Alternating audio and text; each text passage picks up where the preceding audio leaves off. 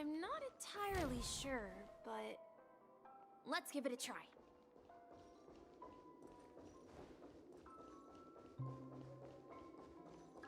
Wait, you managed to choose the right door on your first try?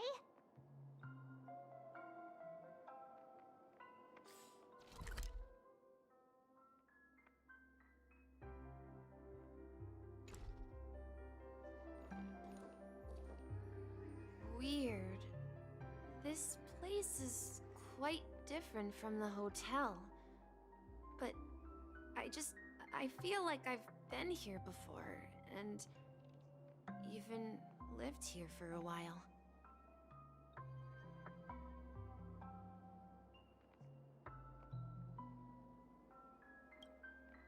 If I remember correctly, there should be a fireplace down that hallway. Clocky and I used to sit by the fire, listening to the crackling of firewood. And the room on the other side was the toy room. I loved spreading out all the toys from the box on the floor and making up stories for each of them. Hold on. This doesn't make sense. Didn't I grow up in Dreamflux Reef? So, what is this place? This could be a case of amnesia. Don't worry, Misha. It's common for everyone to forget certain aspects of the past. Those memories haven't vanished. They're just lying in the depths of your mind. We can surely get them back. Since this place seems familiar to you, why don't we explore a few more rooms and see if you can recall anything more? Yeah, then let's check out the rooms I just mentioned.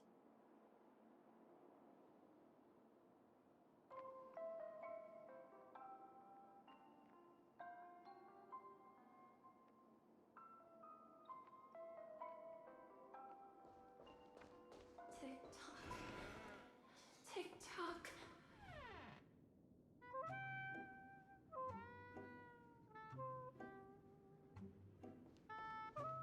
I heard some noises from the room. Origami Bird? That's a friend of mine. You and Origami Bird are friends? Yeah. It's a member of the Compass crew, just like Clocky and Miss Mirror. And there's more than just one Origami Bird. They are a big family with lots of brothers and sisters who look the same. They follow Miss Mirror's orders and handle all sorts of jobs on the ship. They're the best sailors. Sailors? Can Origami Birds be sailors? Could you tell us more about the Compass, Misha? The Compass is a ship bound for the New World. Clocky and his partners travel through layers of fog to the depths of the sea. Whenever there is danger, Clocky will use a compass and guide the ship in the right direction. That's a great story. But in the Penacony cartoon, Clocky and his partners have always lived in Dreamville and never ventured out, right? Huh? Oh, that does seem to be the case. Weird. I clearly remember Clocky arrived in the New World in the end. Perhaps Clocky has a hidden past. So, where has Clocky gone? Did he leave to protect Dreamville?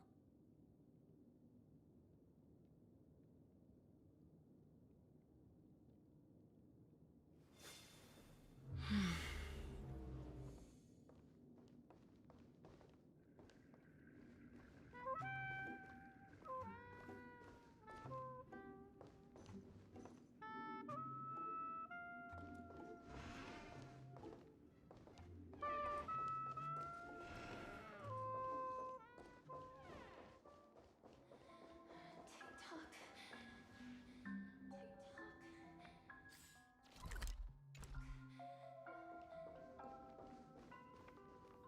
Mikhail, that's the name. Now we all know him as the Watchmaker. So, who is he talking to? Do you know anything about it, Misha? I'm sorry. I don't know much about the Watchmaker. But Mikhail...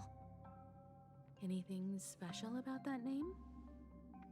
Mikhail is Grandpa's name. Grandpa? Do you mean you're the Watchmaker's grandson?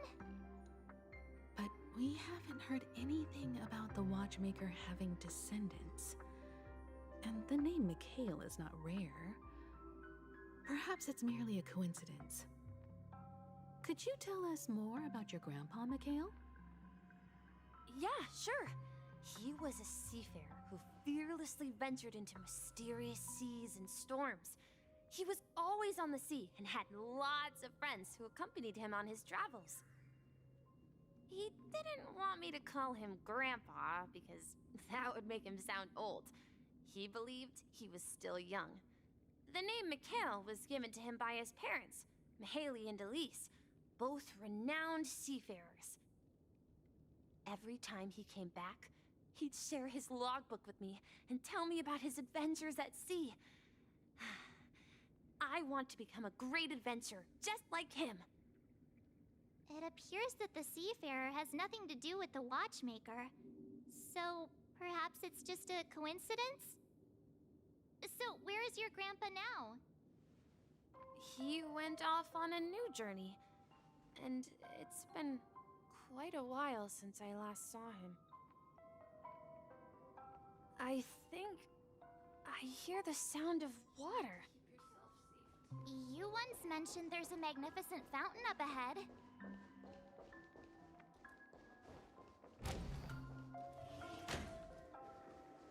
Look, there it is!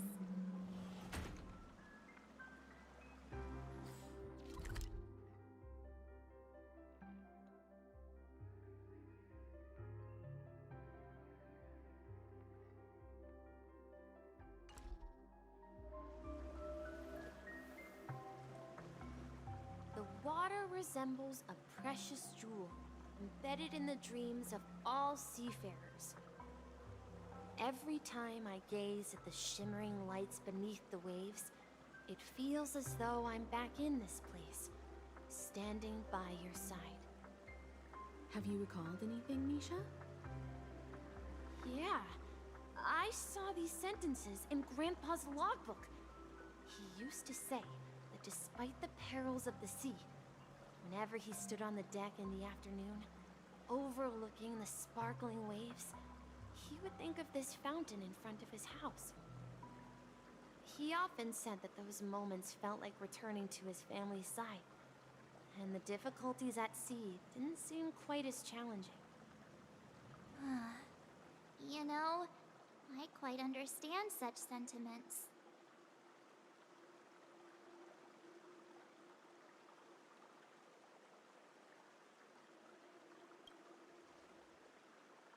I'm not an elder. I was just being a bit sentimental. Perhaps every adventurer far from home carries a fountain within their soul. Even though the other side of the sea remains shrouded in the unknown, the fountain in front of his house serves as a compass, leading him back to his cherished ones. Yeah, while Grandpa was at home, we would stand by the fountain and place the compass, a toy boat that I made, into the pool. Back then, I would ask him when I could go on adventures like him, and he would always laugh and say I was still too young. It seems this Mikhail is truly a seafarer and has nothing to do with the Watchmaker. Yeah, based on Misha's recollections, the scenes in the dream bubble appear to be his childhood memories. But this raises more questions. According to Misha, he was clearly born on an oceanic planet and led an ordinary life, with no connection to Penacony at all. Could this be some sort of metaphor? Perhaps the sea refers to the memory zone. I'm sorry. I don't know, but my memories keep pouring out uncontrollably, like water flowing from a fountain. Perhaps I'll remember more things if we go further.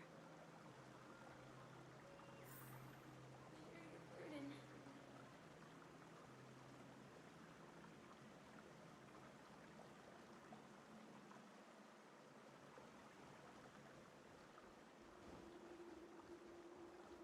We're going to the opposite side, right? No, we should turn left here.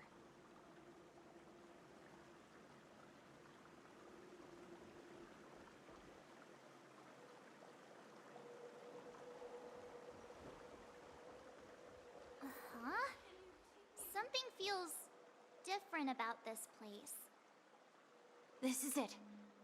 I remember this corridor.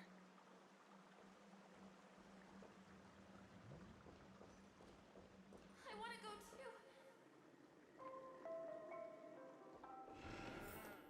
Up ahead is Grandpa's study. It was in that room that I saw him the last time.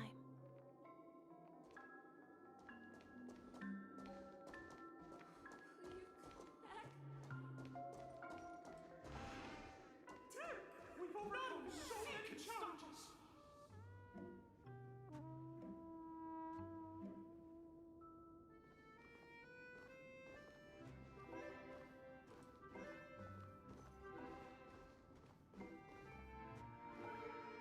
The atmosphere in this room feels totally different. Misha! You finally come! Clocky, you're here! Huh. Yeah. This is the room where we first met each other. Are those books on the bookshelf logbooks left behind by that seafarer? Yeah. Whenever he came back, he placed a logbook on the bookshelf in his room. They contain records of his expeditions to every corner of the world. He described our world as a fountain. At some point, the sea started to gradually swallow up the land where people lived. To ensure that everyone had land to settle on, he had to continue exploring the sea in search for the source of the rising seawater. On that day, he called me to his study, telling me that he was embarking on another journey. However, I could sense the gravity in his expression. It was the same look I had seen on my father's face before his final voyage. I asked him if I could go with him, but he said that my adventure lay elsewhere, and told me to stay home, and patiently await a certain sound at the door. What sound? He told me about a vast ocean in the sky, an ocean of stars. He spoke of a train that transports children with a desire to venture far away, traversing the sea of stars without ever stopping. He said that he knew the crew on the train, and that he had asked them to take me along. He said the journey I had always dreamed of would start there. A train? Could it be? It's the Astral Express. I remember now. Grandpa's friends are a group of nameless who came to this world to resolve a disaster caused by a star. Then, he gave his pocket watch to me. It was his cherished treasure, appearing in every one of his adventure tales. He explained that difficult times were ahead, but assured me that the watch would guide me. He said, as long as I kept moving forward, I'd eventually reach my desired destination. And then, it was as if I heard the distant sound of a train whistle echoing throughout the room. Exactly, Misha!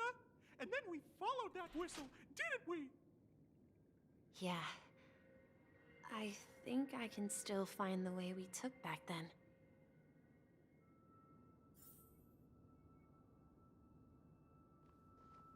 This is the dream jigsaw, right?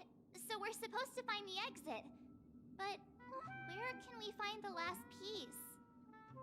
Do you remember? You said you obtained a mysterious shard when you stumbled into this place.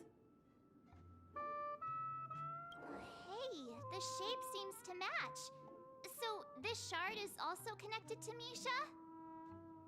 Looks like we're just one step from revealing the truth. Let's get to the other side and investigate.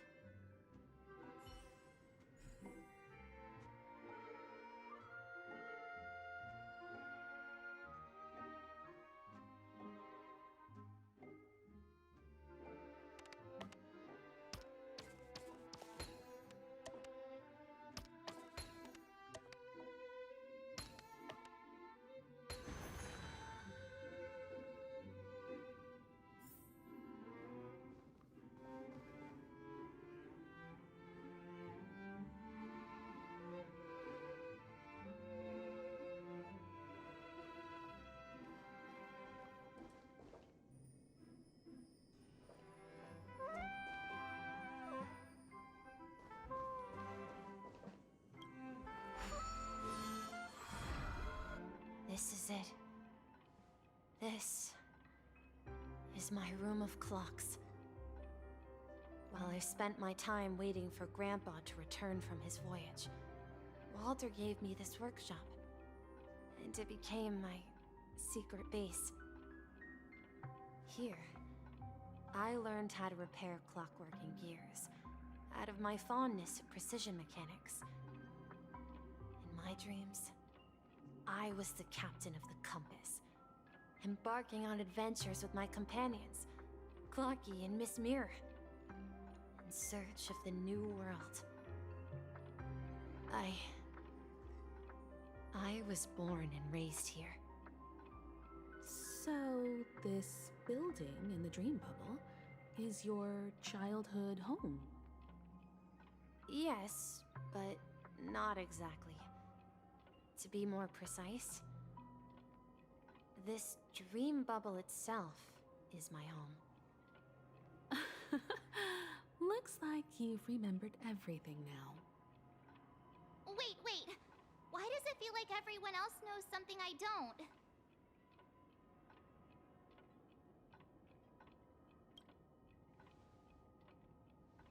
March, do you remember when she mentioned a clocky that only she could see? Yeah, the little guy here, right? But we all saw him in Dreamflux Reef, right? And Mr. Yang even greeted him. Looks like everyone on the Astral Express has a childlike spirit. The answer lies in the Astral Express. Her experience shows that neither Firefly nor Acheron can see this clocky.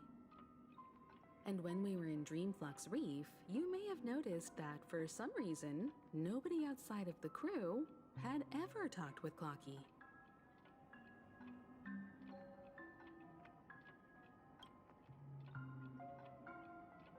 A mimetic life that can only be seen by a select few? It's just like a hidden message, left by someone for the nameless. But Misha can see Clocky too, right? They even grew up together. But Misha hasn't started the way of the Trailblaze yet. That's the key to the mystery, March. Now take a moment to recall.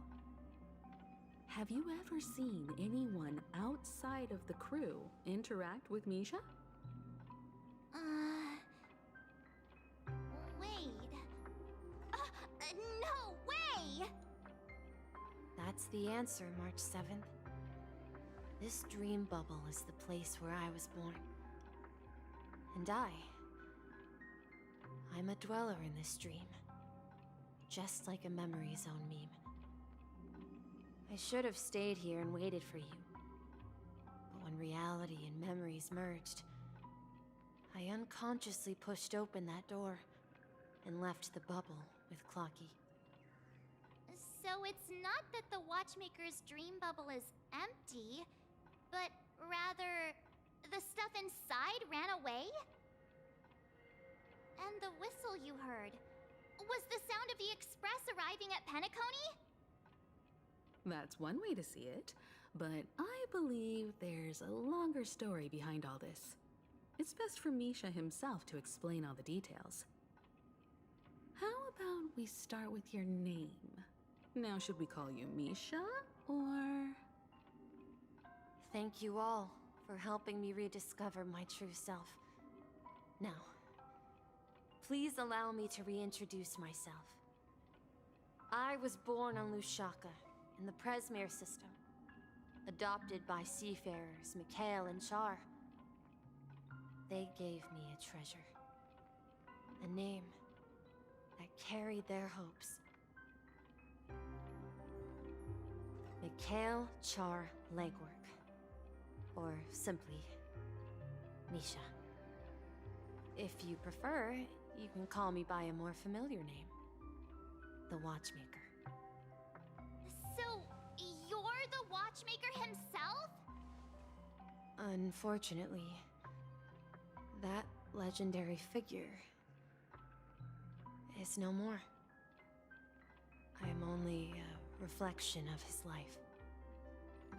As for the child who has been with you, he's the innocent protagonist of Misha's childhood dream. A friend of Clocky, a young apprentice, and a future mechanic on the Express. And this also marks the beginning of his journey, devoted to the Trailblaze. At the end of the journey, I left this little flame, which I so cherished, in my deepest dreams, hoping to pass it on to the nameless of future generations. However, he somehow left the dream bubble and forgot all about his task. I apologize for all the confusion this caused. Because he was born with a desire to trailblaze, wasn't he? I don't think Misha has forgotten his role as a guide. He remembered it, and that's why he mistakenly appeared as a hotel doorman in her dream from the very beginning. The one who brought our unconscious friend here must have been Misha. If that's the case, we encountered the Watchmaker's legacy from the beginning, didn't we? Well, I have a sarcastic friend who says I always take big detours and end up back where I started. Perhaps that's what every nameless has to go through. But in the end, you found me. I'm sure you're all wondering what my legacy is. I believe my hound has mentioned the Stellaron and my wealth. If I may apologize, the Stellaron part is real. As for my wealth, however, it's nothing more than a baseless rumor. I left my homeland as a child and embarked on the journey of Trailblaze. I traveled to various planets until finally reaching Asdana, where my friends and I built the original Penacony and fought for its future ever since. I've been moving forward all my life, doing what I could to overcome the obstacles in my path. But ultimately, my journey reached its end, and I left behind no possessions worth entrusting. So, if you ask what's left within this worn-out train engine that can be called a legacy, I suppose it's the things that are still burning in the engine's furnace. Now that you're well aware of the current situation of Penacony, I certainly hope that you'll help me get this world back on track. But I'll leave that decision to you.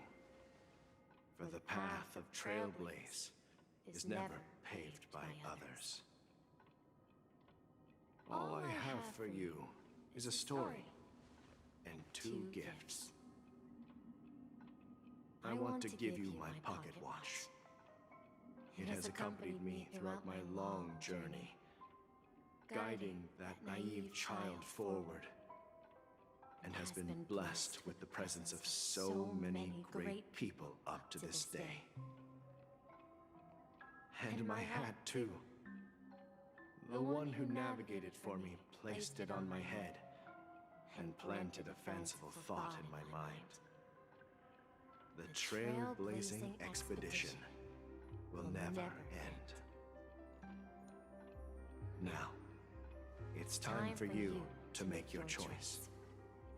Once you've made up your mind, open that door and enter the long dream of an old man.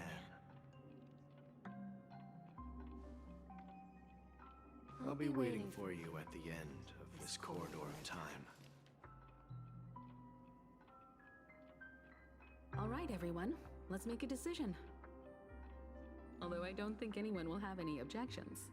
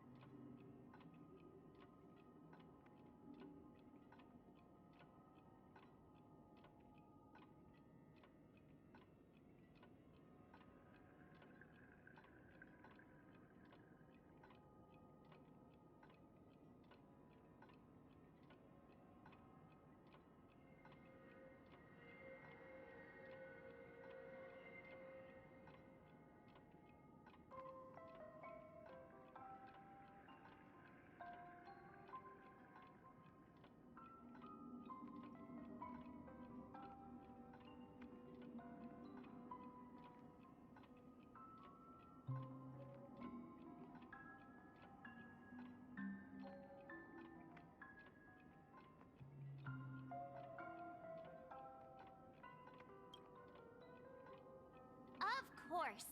We've come this far. Surely there's no other option than moving forward. In that case, it's unanimous. Then let's proceed together to the end of this stream and tell Mikhail our decision.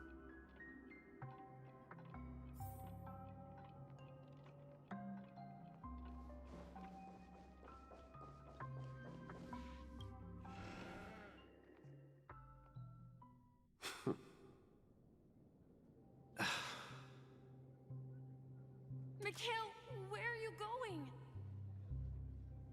Someone has to step up and save Lushaka. So why can't it be me, Misha? Please don't go. And if you must, please take me with you.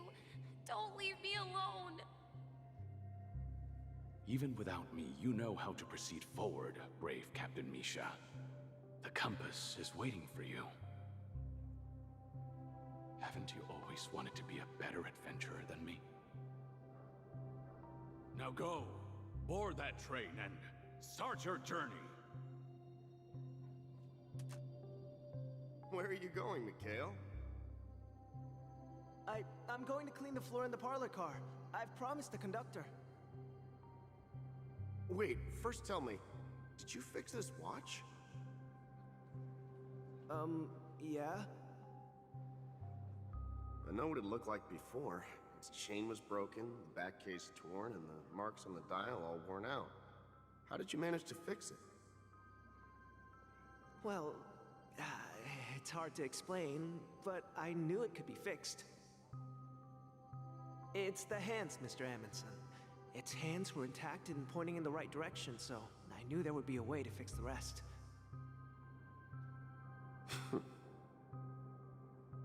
I see.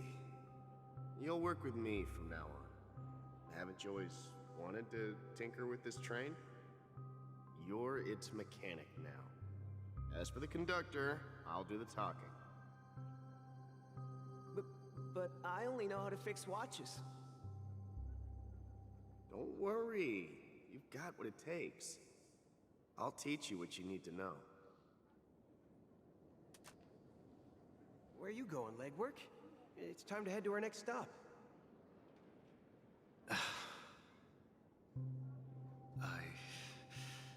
I'm staying in Astana with Rosalina and Tiernan. I see. This place reminds you of home.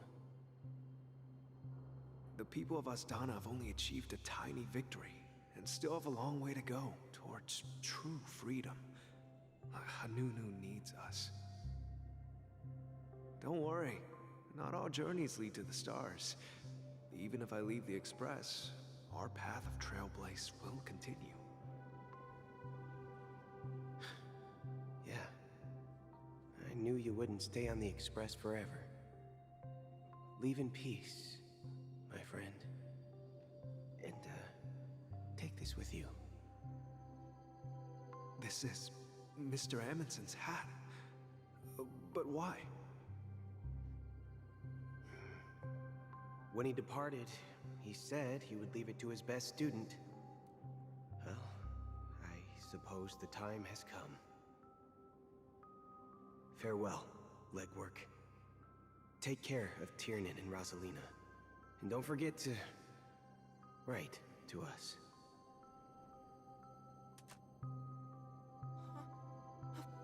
Where are you going, Watchmaker? Don't worry, Micah. Just going on a little trip. Someone has to be at the forefront of the interstellar frontier, and I'm the only former Nameless in Penacony. So why can't it be me? Because you're all we have. Have you forgotten about Tiernan? The cosmos is way more dangerous now. What will happen to Penacony if we lose you too? But what will happen to Penacony if we don't find a way out? Tiernan. How could I ever forget him? I've spent countless sleepless nights asking myself why I didn't go with him back then. We Nameless won't stop. Don't worry, Micah. It's just a matter of getting back to my old profession. Just wait for me to come back. But if, and it's a big if I don't come back in one piece, then you'll become the next Watchmaker. Where are you going, old man? Oh, you're here. Answer my question. What are you up to? Relax, Gallagher. I just came up with a great idea. Wanna hear it? Oh, come on. Aren't all your ideas just ways to get yourself killed? I may be blunt here, but you're the last remaining hero in Penacony. If you die too, the secret of the Stellaron will go to the grave with you. Yes, I'm afraid there's no way out in Penacony, so I'll have to consider alternatives beyond Astana. We'll organize a festival using the Watchmaker's legacy as a facade, and send invitations to the entire cosmos to gather people here. So, a desperate struggle against the family? Desperate? Don't we have you here, my friend? This task is challenging, but what hasn't been challenging for us along the way? Well, whatever you do, remember, make sure to send an invitation to the Astral Express. Misha! Huh. Where are you going? Oh, it's you, Clocky. Take me to Dreamflux Reef. Last night, I had a long dream about the day we met. I want to write down that dream. Write it down? Why? Oh, so I won't forget it. Do you remember how you got your name, Clocky? Of course! You told me that when you were a kid, you lived in a room full of clocks. Those wall clocks and pocket watches grew up with you and were your best friends. Yes, but what I didn't mention was there's a funny misunderstanding behind it. I was a kid, and there was always a special pocket watch in my memories. It was with my grandpa, guiding him on his sea voyages and leading the way in his every adventure story. I wanted to have a pocket watch like that too. And that's when you appeared in my dreams. Yeah. Every night, we boarded the compass and set sail together. But you know what?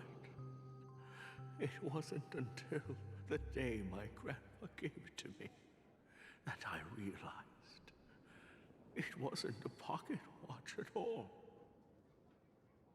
It was a compass. So, your name should have been Compassy.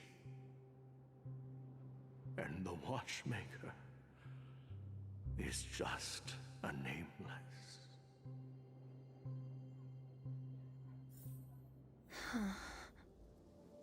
We've arrived at Dreamflux Reef.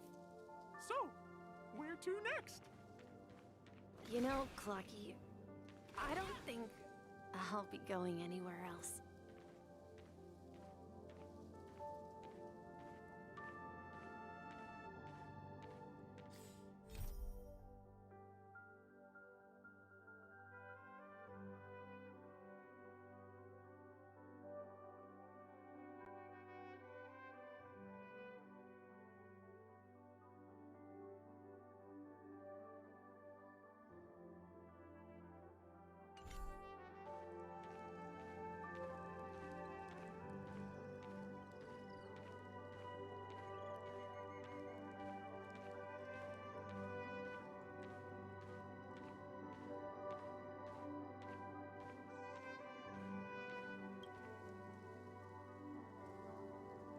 I've traveled far enough, and it's time for a little break.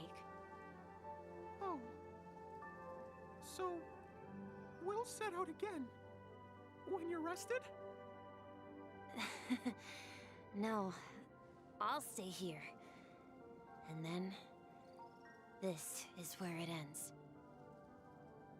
This is... where it ends? What do you mean, Misha? You told me that the trailblazing expedition would never end. Yeah, that's what I said. So now, it's up to you to decide your next destination. My next destination? What's that supposed to be? I've been following you. Misha? You're acting weird today. If you're feeling down, we can just do what we usually do. With the clockwork. No, I'm not feeling down. As for clockwork, yeah, it resolves all problems in this dream. So, do you know what clockwork actually is? I'm not quite sure. Well, Everyone gets lost at times. They may hesitate and doubt which way to go. That happens in this dreamscape and beyond. But don't worry. Everyone goes through moments of uncertainty and hesitation. Eventually, they gather the courage to make bold decisions. Whether it's calming, joyful, angry, or sad, all they need is a little nudge to take that step toward where they truly belong. I'm leaving that little nudge with you, and I hope you'll share it with others. Such is the essence of clockwork, the will of the Trailblaze.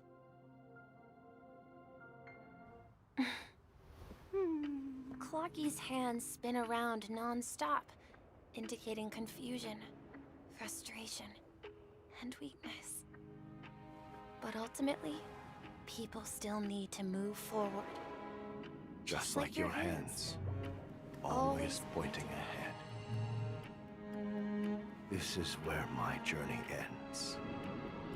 From now on, it is your path to walk. Trailblazing means taking paths your predecessors forswore and venturing even further. The Penacony and Mikhail's dreams does not belong to Order.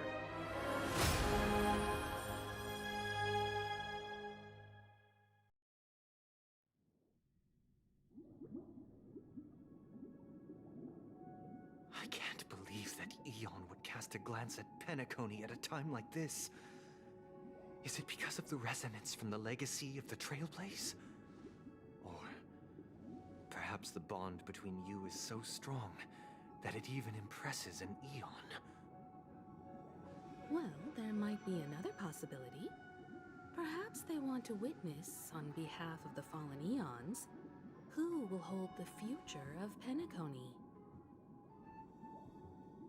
If that's the case, on behalf of the Dream Master of Penacony and the 107,336 members of the Oak family, I'm extending a formal invitation to all of you. I'm cordially inviting you all to the Penacony Grand Theater to participate in the upcoming Charmony Festival. And, of course, you won't be in the audience, but on center stage. Since the future of the Stellaron, Penacony, and even the entire cosmos is at stake, let's draw a conclusion there, in all fairness. If you truly believe in Akavili's path, then show me their courage and determination.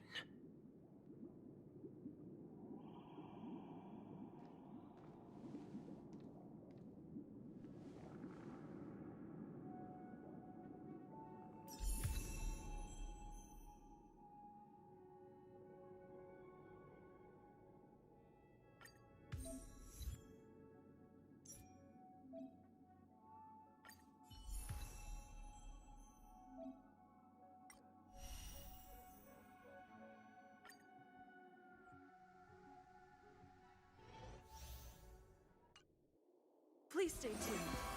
Please stay tuned.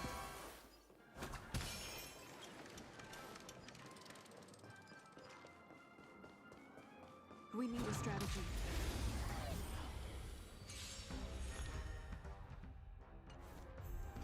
Time to test our rapport. Dreams do come true. Enemy targets detected. Do you admit this crime?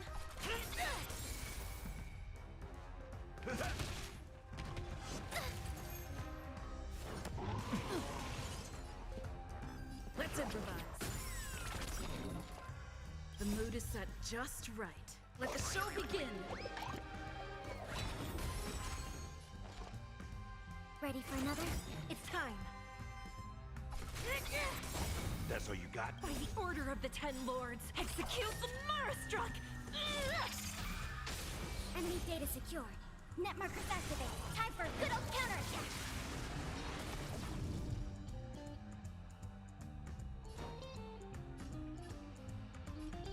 Time to mix things up. Thanks for the support. Take your positions. Nice, like a good my friends. Indulge yourselves! Dreams do come true. Step up, let's see ya.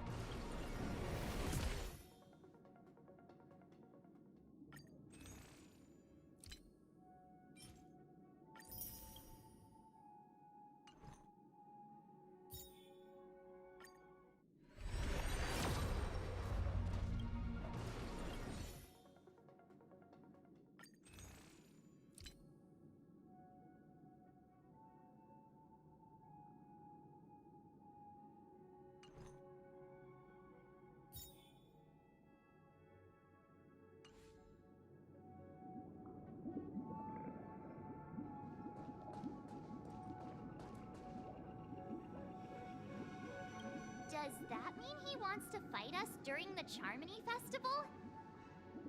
I'm afraid so. This is weird. Aren't Arc villains usually plotting some dirty conspiracy in the end? But he actually said something like, "In all fairness." Could it be that he's underestimating us?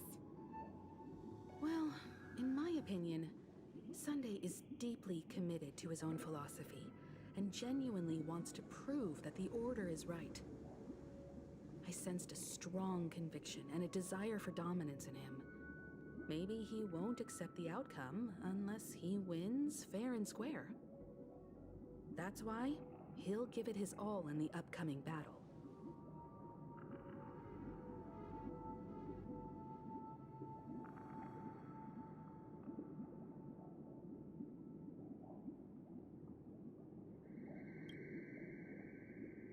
Yeah, you're right. We've even dealt with a Lord Ravager of the Destruction, so a follower of the Order won't be a big deal. Anyway, we can't leave the Stellaron unchecked. This is about trailblazing a bright future for Penacony and fulfilling Mikhail's and his predecessors' long-cherished wishes.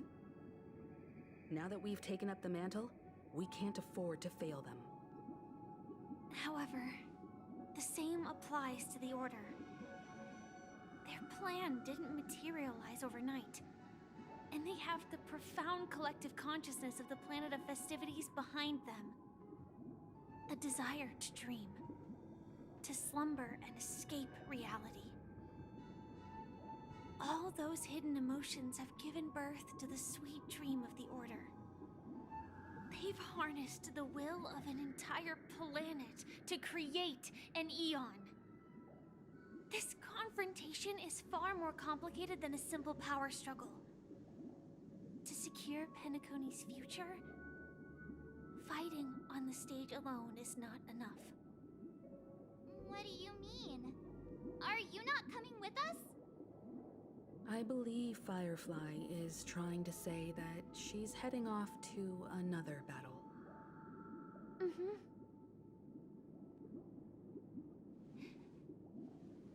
Before I left, the Destiny Slave told me that this journey would bring unforgettable rewards. Even though the script he gave me only had a few lines, I couldn't ignore them. Because one of the lines said, I'll experience death 3 times in the Land of the Dreams. 3 times? This can't be serious, right? The first time was a painful death when I was stabbed by the Blade of Dormancy, which led to all subsequent events. The script will always come true, but in a way that will only be revealed when that page is turned. So now I've understood the meaning of my second death. And I am prepared to face it. If all goes well, my efforts will provide crucial support for you. Only by achieving victory in this battle can we secure a future for Penacony. And only then, my third and final death won't come true in the most terrible form. The most terrible form? Does that mean... The true death, where everyone in Penacony loses themselves completely in the eternal sweet dream of the Order. We must do everything we can to prevent that. Have you made up your mind, Firefly? Yes. Otherwise, I wouldn't be here. Thank you again for your assistance for the Astral Express. May we meet again, in reality. Yeah. Farewell, everyone. May your trailblazing expedition never end.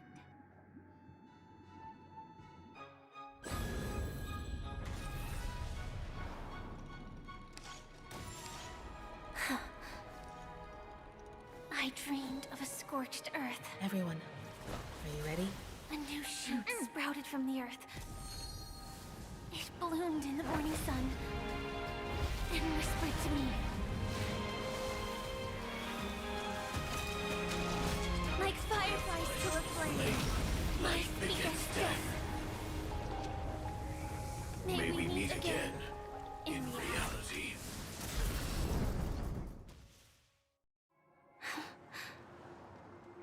After today, Japella's name will disappear from cosmic history, and the Everflame Mansion will take its place. In the not-too-distant future, you'll receive an invitation. That's your next stop. Land of the Dreams. Penacony. I hope you find whatever you seek there. Be it answers or salvation. You mean my 3 deaths? Silverwolf told me about it. It's such a shame that it's not part of my script. Well, I want to live. I'm never afraid of death. The opposite of death is eternal life, and that's something I'll never desire. People die, and I am no exception. Death is like a script, a fate that cannot be defied. But that's exactly why we have to choose where we want to rest forever. Do you exist just to perish? Are you not the same, Blade? The end you desire is not one dictated by others. If I were to die now, I would only be a weapon. I believe I should die as a human. Though its definition escapes me, isn't this the answer that ordinary people look for their whole lives? A name that can be carved onto their tombstone. The tombstone that belongs to me once bore the inscription, Glamoth's Iron Cavalry. Then it changed to Stellaron Hunter. But one day, it will bear the name Firefly. And all the brilliance she showed at the end of her life.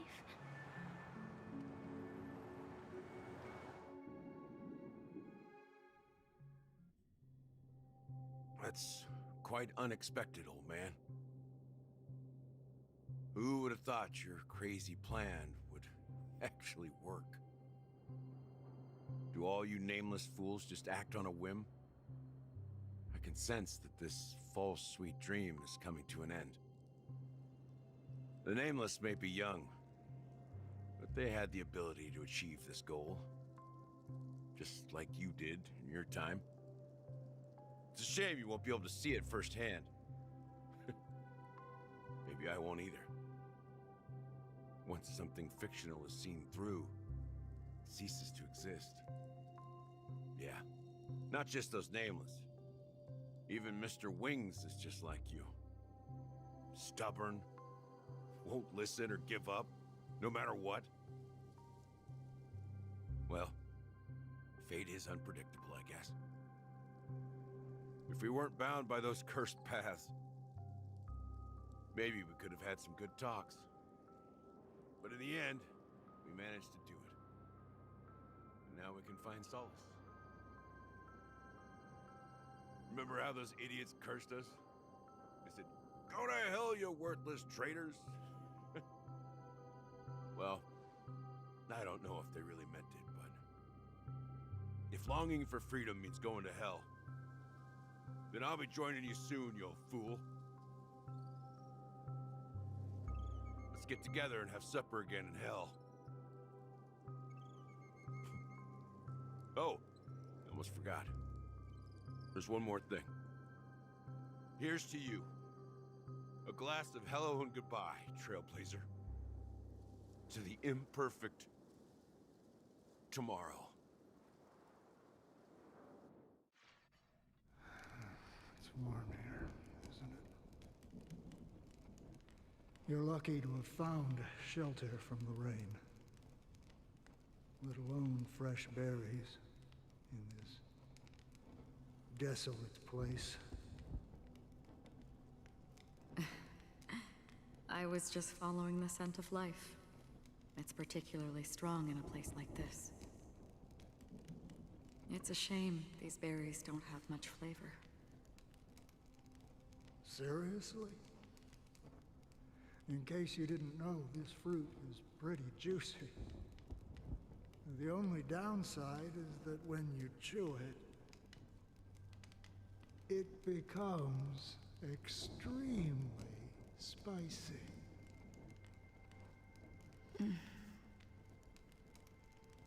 Have you lost your sense of taste? I can still taste certain things, like a faint sweetness. Before coming here, I stopped by a place called Orkron.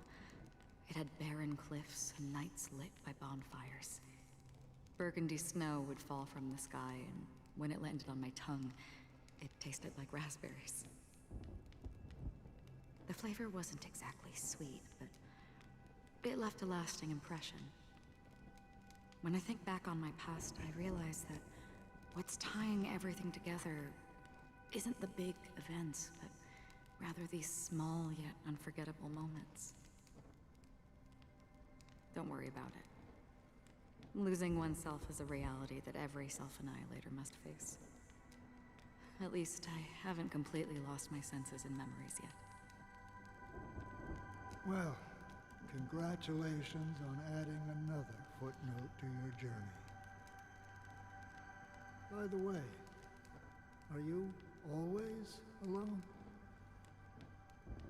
No, I had a companion in Orkron. She's a short, nameless girl who aspired to explore IX. She always said she'd walk a path deeper and farther than Akavilis. Quite an ambition for such a small girl. So, What happened? She became stagnant water. Well, my condolences. Condolences. I don't need them. The girl left with a smile. She never regretted her choice and most definitely wanted me to say goodbye with a smile. So, that's what I did. That's proof that you're grieving for her.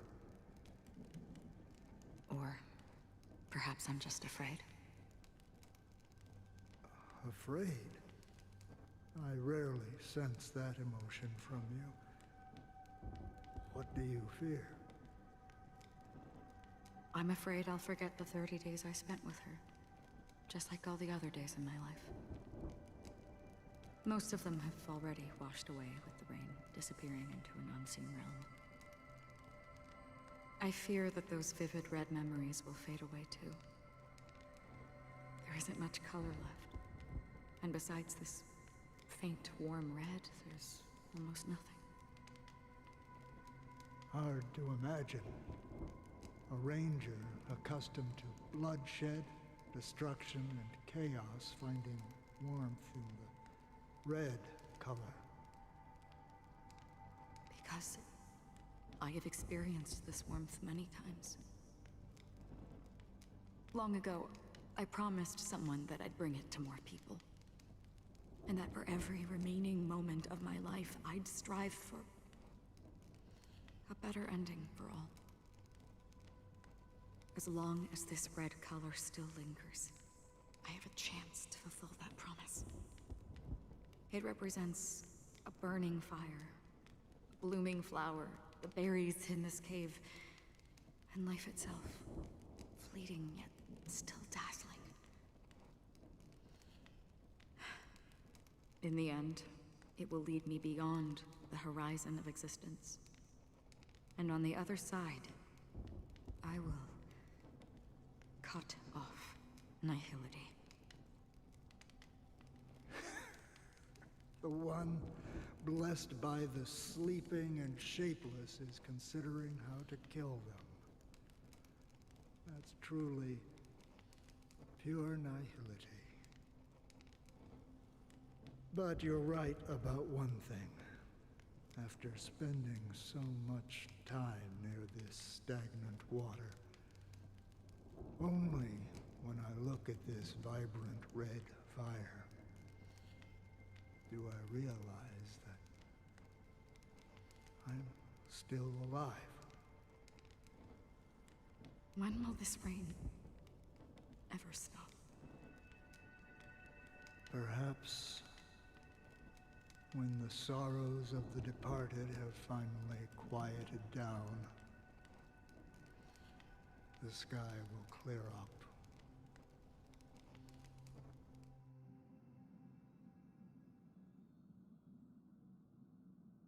Have you heard of a planet named Biari Scamandros, Dan Heng? It's one of the Paradise Kingdoms under the influence of the Harmony. A sought-after wonderland for the inhabitants of the Dardanu Major and Minor systems. Half an Amber Era ago, the family held an unprecedented festival there. And after that, everyone on the planet became part of the family. Do you think the same thing will happen on Penacony? Yes. Or how else can we explain it? The family deliberately used the Watchmaker's invitation to keep all the Pathstriders here, but banished the Emanator of the Nihility. Because of the Nihility, I'm rarely affected by the power of other paths, but somehow I can unconsciously infiltrate them. Maybe that's the risk they're trying to avoid. I would disagree. Biari Scamandros is not part of the credit system or connected to the Silver Rail. It's nothing more than a remote civilization sheltered by the Harmony. But Penacony is different.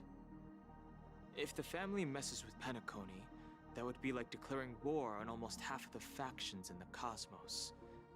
They have no reason to do that. No, they don't. If they truly serve the Harmony, that is. What do you mean? The path in Penacony is impure. The Harmony here has impurities. Do you remember the ancient swarm disaster? Tazerond, the propagation, brought endless havoc to the universe, and it eventually evolved into a fierce battle among all eons. 2 paths lost their eons in that war, the propagation and the Order. Coincidentally, their downfall is related to a certain eon. Xipe, the Harmony. Legend has it that they participated in the crusade against the Imperator Insectorum, and devoured Anna the Order for unknown reasons. Holy forgaroni. So you're saying that the 2 leaderless paths are working behind the scenes? But I don't see any descendants of the propagation in Penacony. Could it be that the remnants of Beyond the Sky Choir are hiding within the family, trying to resurrect a fallen eon? I can't say for sure, but they're definitely planning something for the Charmony Festival. This is getting way too complicated. Is this why you want us to leave Astana right away? Are you giving up? The Charmony Festival will start soon. There's one thing that I need to confirm no matter what. A warp jump is the best way to do so. Time is running out. I have another plan.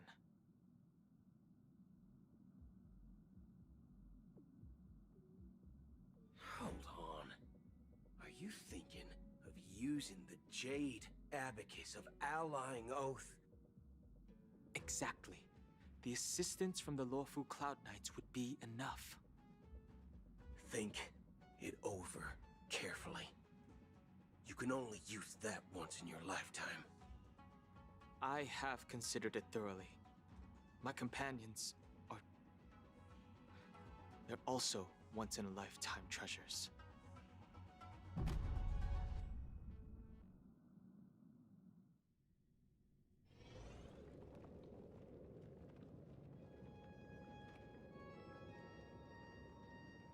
Are you the only one here, my child? The Nameless is quite the diplomat.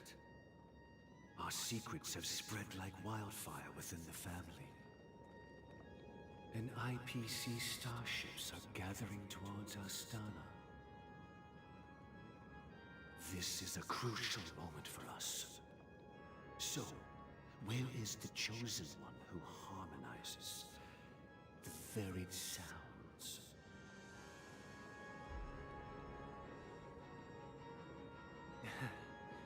What do you mean, Master?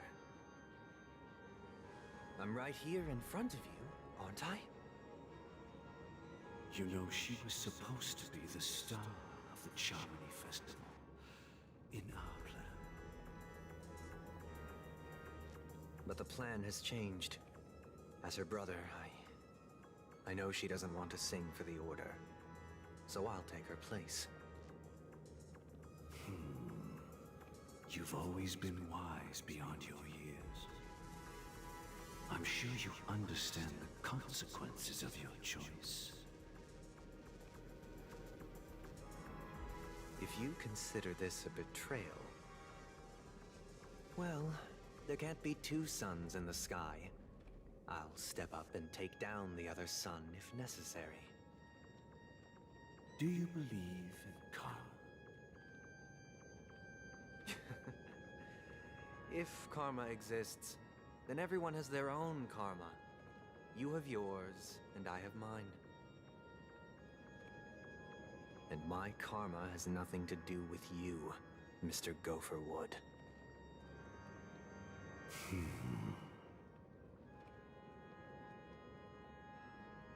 All right. Since you're willing to sacrifice yourself for her, I'll grant your wish. Well, The compromise came sooner than expected. Why? You and your sister were born as twins of the Order. And one of you is destined to follow this path to the end.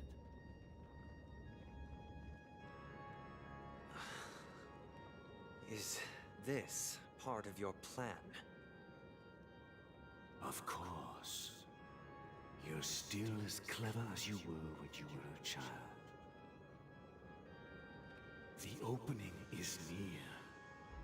Go, my child. Seize the power of the Harmony and reveal your karma. I have one final question, Master. Why did you choose to bring the Order to Penacony? Wouldn't it have been better to choose a desperate world instead of a city filled with hope and dreams? Why? It's for justice, my child. If we lose justice in our hearts, we'll make the same mistake as the Harmony did. So, it's not you who manipulates the dreamscape with the Stellaron, but...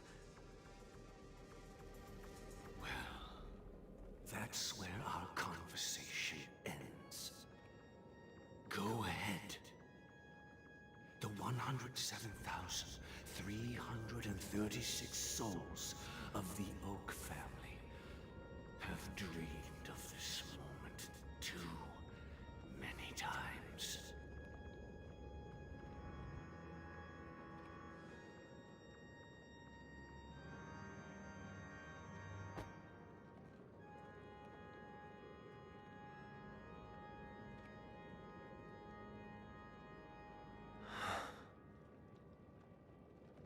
I shall ascend to the heavens, becoming the scorching sun.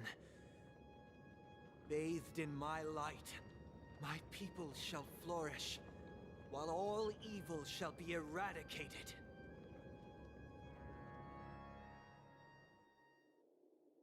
This is the interior of the Penacony Grand Theater. It's quite exhilarating to be flushed into the air by Soulglad. But why is the venue still closed when the Charmony Festival is about to start? And not only that, the entire theater is eerily quiet. No audience, no staff, no one around.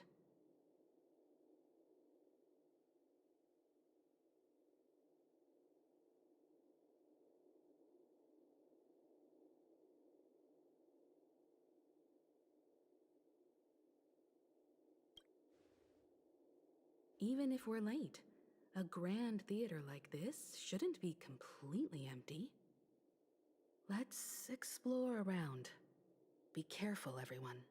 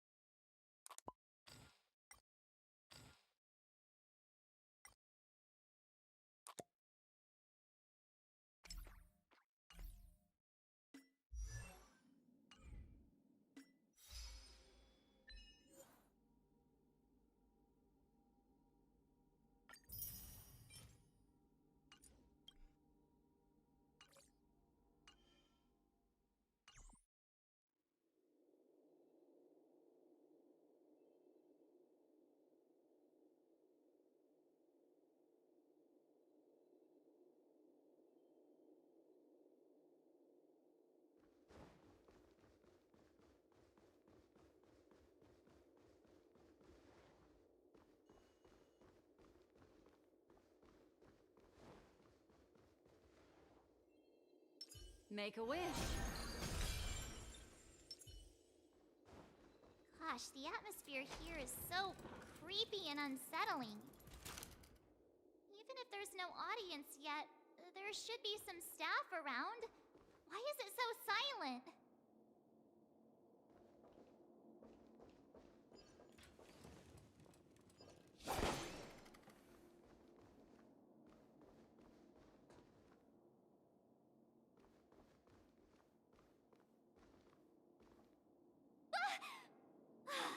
Yikes! They scared the life out of me! Why are there so many puppets at the ticket office?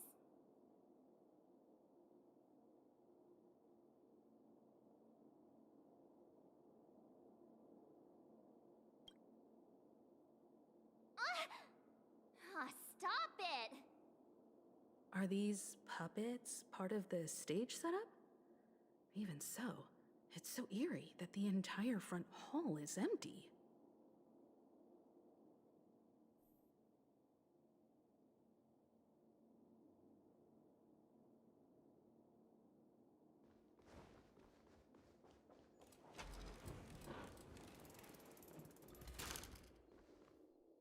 Something feels off. We're in the right place, right? There's no other grand theater in the dreamscape. So Sunday's messing with us? He said we'd have a final showdown on the stage, but why is there no one here? My apologies for the delay, March 7th. You scared me! Where are you now? I'm waiting for you behind the curtain. Following the Asdana tradition, I invite you to enjoy a stage play in 3 acts before the festival begins. History is a mirror reflecting the universe's true essence.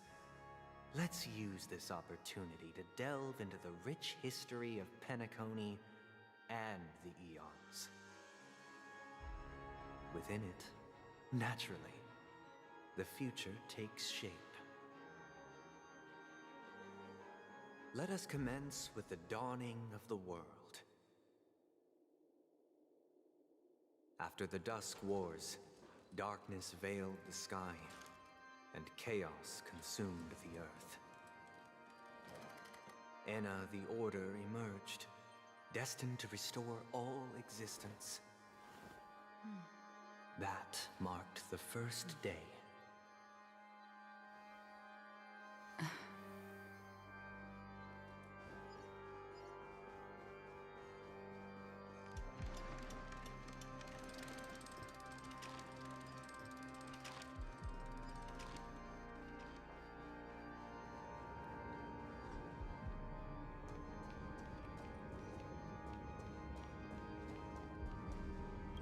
They gathered.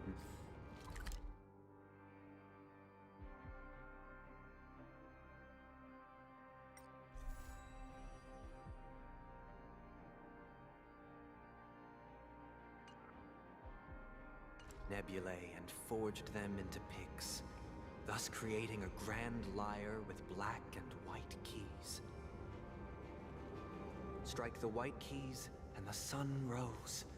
Strike the black keys, and the moon rose. And so, the cycle of day and night arose. That marked the second day.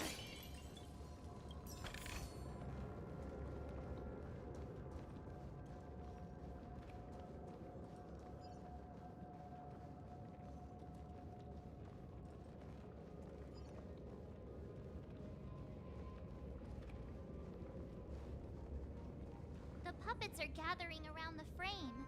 Are they expecting us to enter it?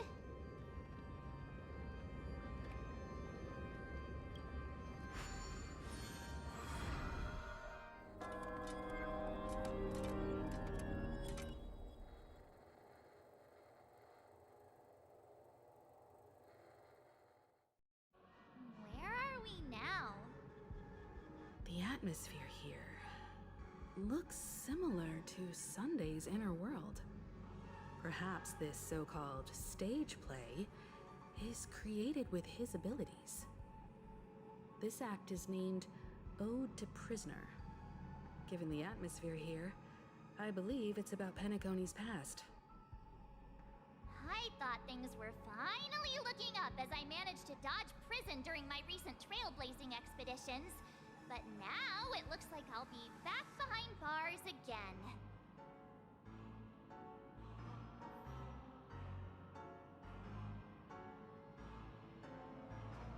I genuinely wish to avoid a violent clash with my esteemed guests from afar. Therefore, I've arranged 3 acts before the situation becomes irreparable. Where shall we start our narrative? Well, let's start with the time when Penacony was still a frontier prison.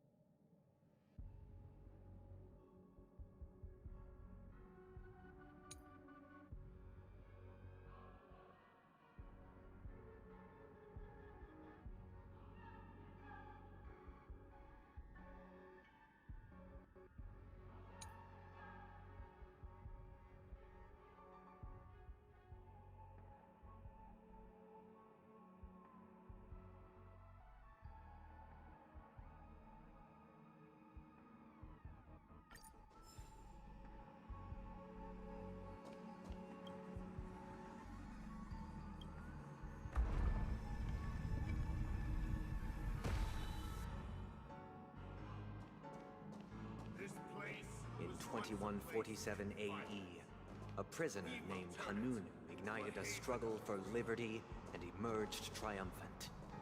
IPC referred to it as the War of the Frontier, while the Asdanians dubbed it the War of Independence.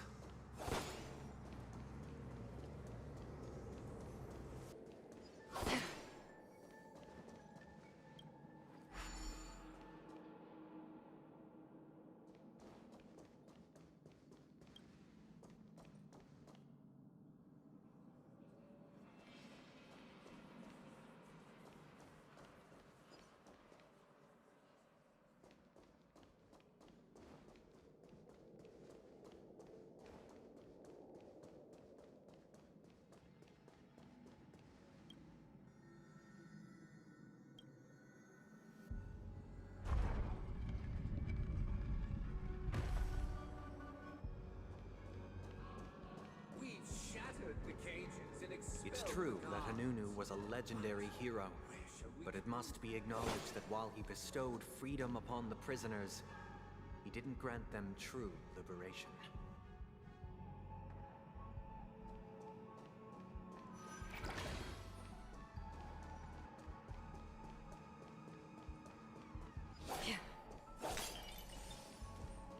Thank you for staying here, honorable travelers. The 3 nameless stayed on the planet, endeavoring to spread the tenets of Trailblaze throughout the frontier prison. Alas, their efforts proved futile.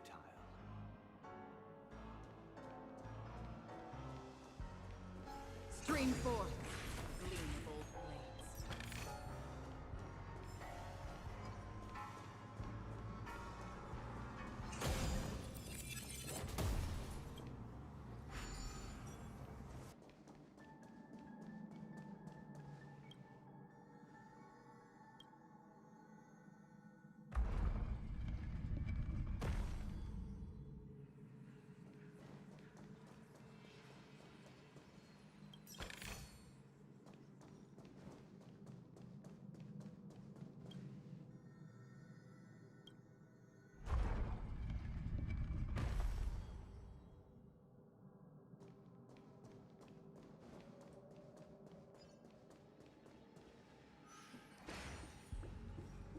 Let's build another prison, not within the Once again, As Dana was engulfed in war, this time the enemies originating from within. The prisoners remained prisoners for the rest of their lives, fighting for freedom rather than living for it.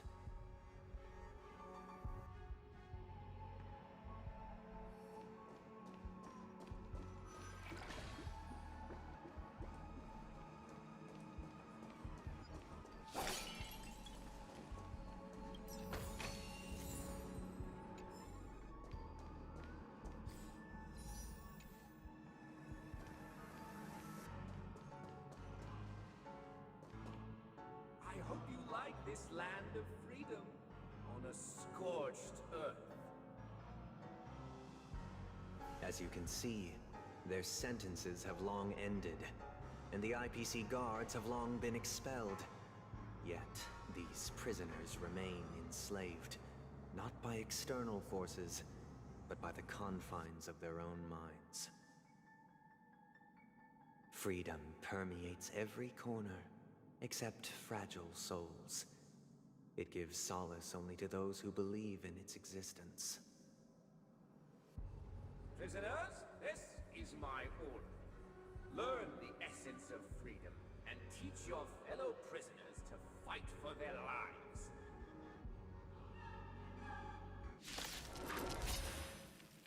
Hey! Why do we have to fight while enjoying the show? For I desire not only your enjoyment, but also your assistance in its completion.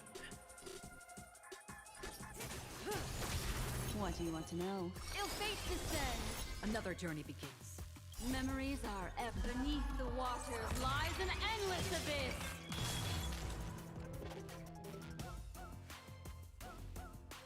Destined for oblivion. I weep for the departed. It too shall fall. Stand still.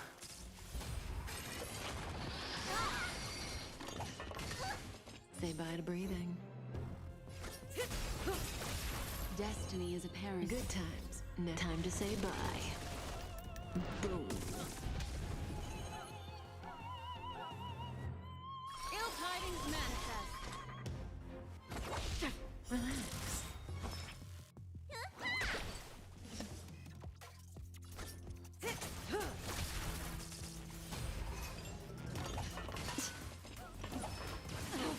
Destiny isn't chosen. What's in your prescription?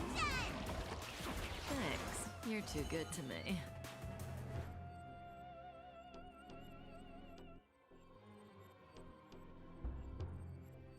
Ill fate descends. Stand still. Let me tend your wound. I weep for the departed. It too shall fall. No one can restrain you anymore. You are free. Thus concludes the first act. Amidst a raging war, the frontier prison headed toward becoming Land of the Exiles. This must be how Penacony was constructed. With the aid of outsiders, the prisoners were finally liberated and established the Land of the Exiles. However, it appears that Sunday aims to convey the spiritual plight of the prisoners more than the physical aspects of imprisonment. This show is a bit too literary for my taste. But the battle part is quite easy to understand. Anyway, we've arrived at the exit. Let's go!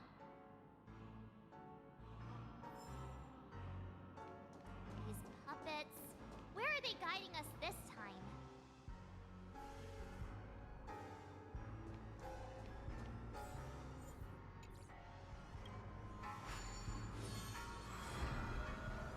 They transmuted streams of stars into inked nibs, creating symbols to be pronounced and counted.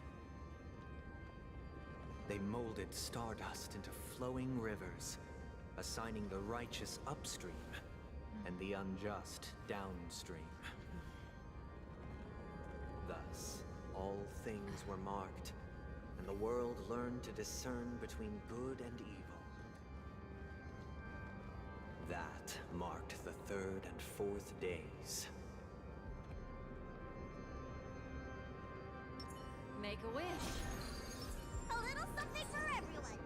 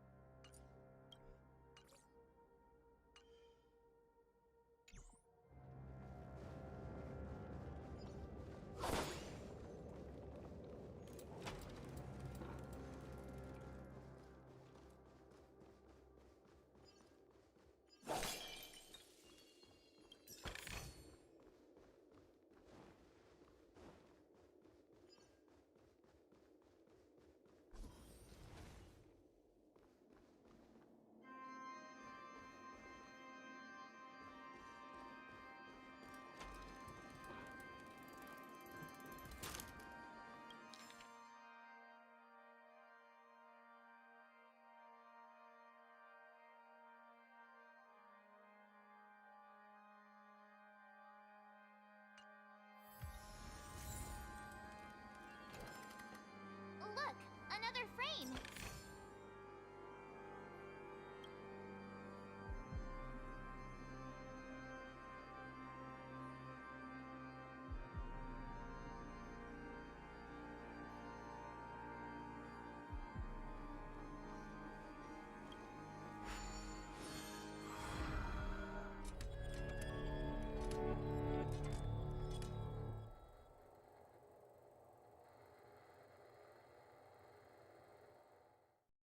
Ode to Fool. This must be the second act. The surroundings are different from before. The stage decorations look a bit tidier now.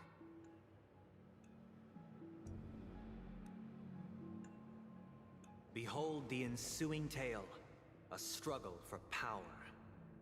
Penacony witnessed the ascent of the 7 major lineages: tree, grass, flower, bird, beast, fruit, and insect. Peace never truly graced Land of the Exiles. The history in this era is rich and intricate, so please allow me to present it in allegorical form.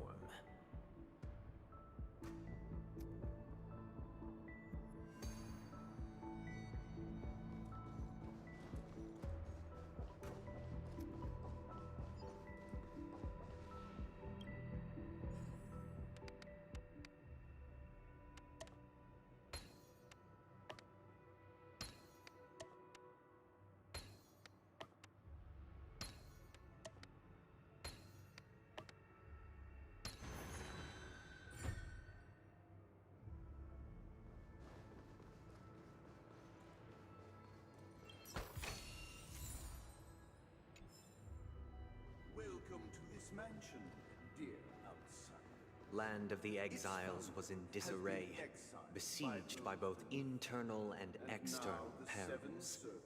Though the 7 major lineages appeared united on the surface, each harbored their own ambitions, leading to ceaseless conflict.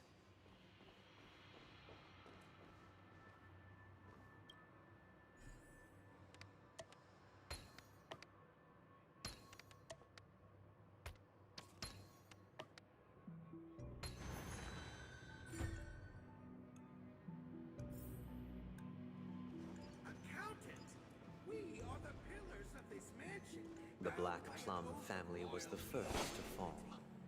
They withered away in the White Desert event, orchestrated by the Alfalfa family. Because Master shaped you from clay, but forged me from fire, I'm superior to you.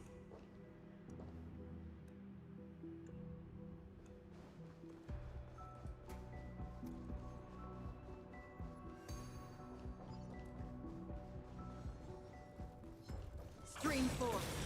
Lean bold blades.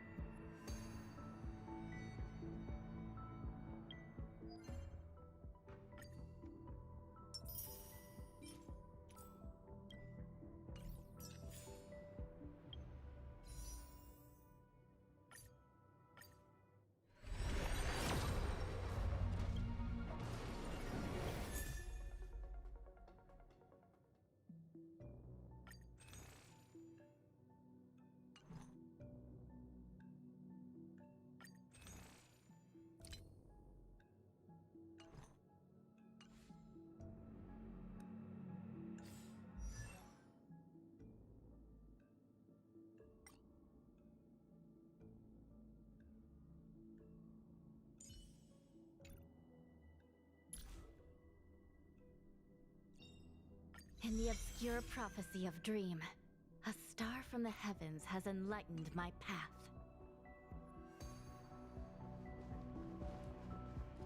My child, you did not serve the old master. The leader of the Alfalfa family sought to defect to the IPC, trading freedom for survival.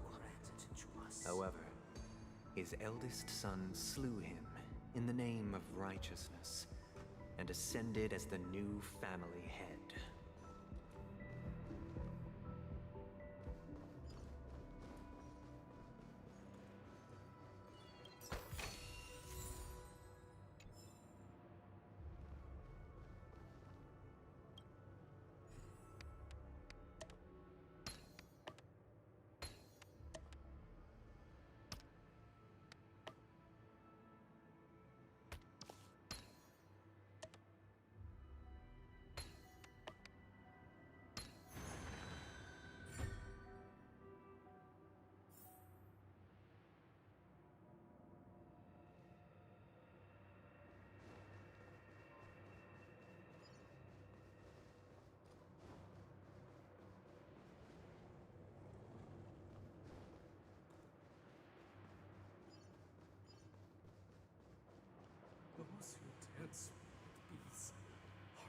The Lampmoth family endeavored to extend the silver rail left by the Express, only to be eradicated by the remnants of the Swarm, leaving nothing in the unforgiving cosmos.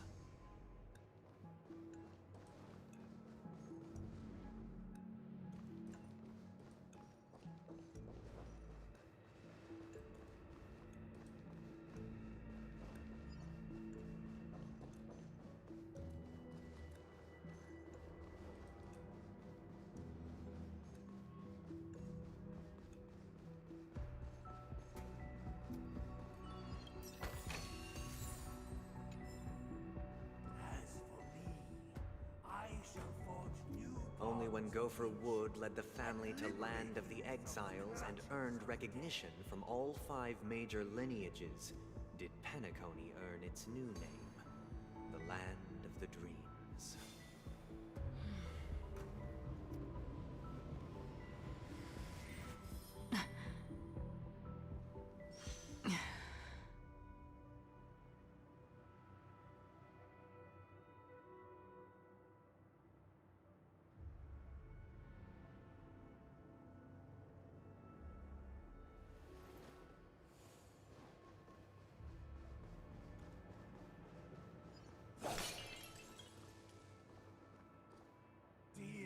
Outsider, I beseech your aid in purging this mansion of the poison spread by the lurking instigators.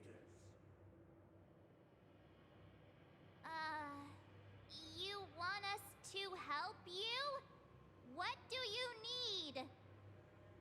I wish they could regain their reason and cast away the shackles of hypocrisy. This is the second act. Looks like it's about Penacony's journey to becoming the Land of the Dreams, during which the family plays a crucial role. But this new master seems like a bad guy to me, don't you think? Perhaps this is the truth Sunday is trying to express, if you read between the lines. The Harmony changed Penacony just as the guards once did. Looks like we've gotta help those guys kneeling down over there calm down a bit, right?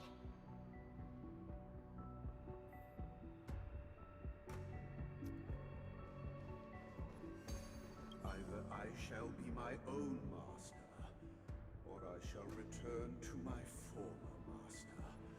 I shall not submit to a new master under any circumstances.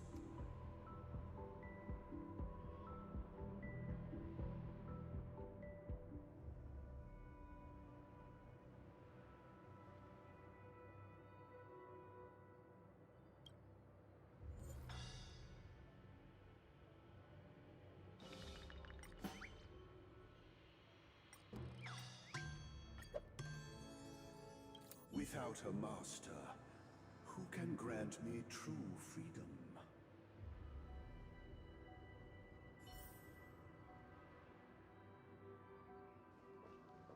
Master is no longer here. I thought I'd be free, but I'm not.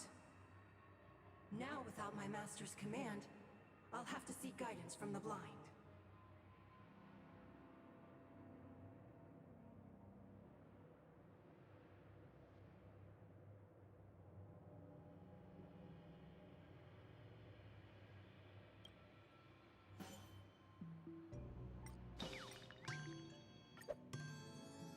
Master is no longer here.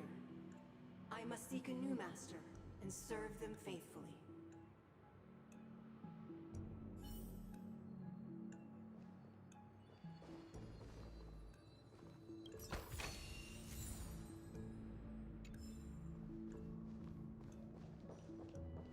Once, I stood as the most loyal guard among all the servants.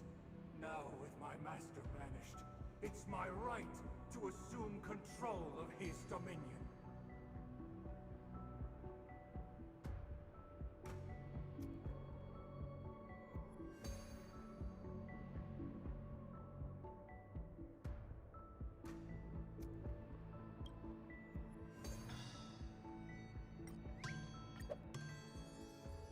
My former master has long departed.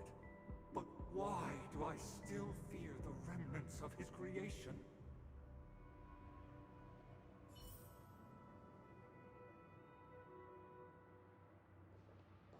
Master! Oh, you will return in due course, and I shall stand vigilant, awaiting the reward for my loyalty.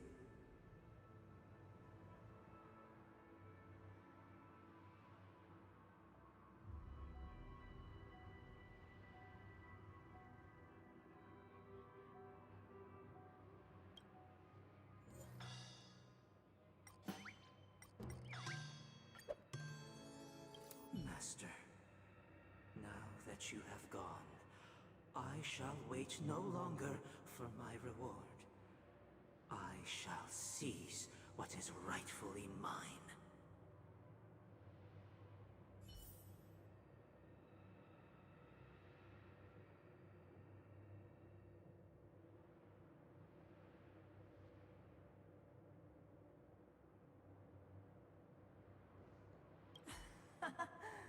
In the absence of my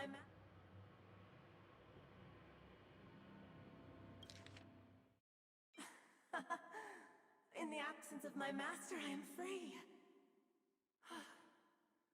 But without their guidance, for whom shall I sing?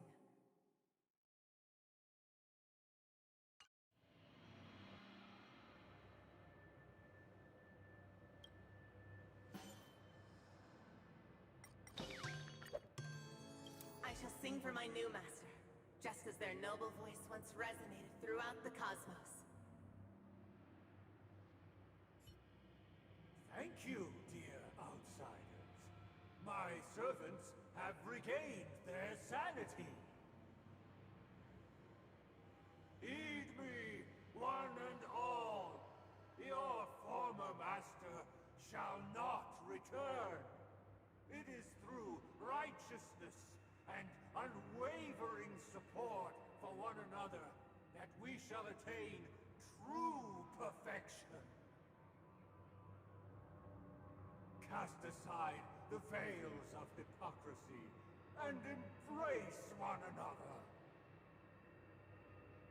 Get ready. Looks like another fight is about to begin.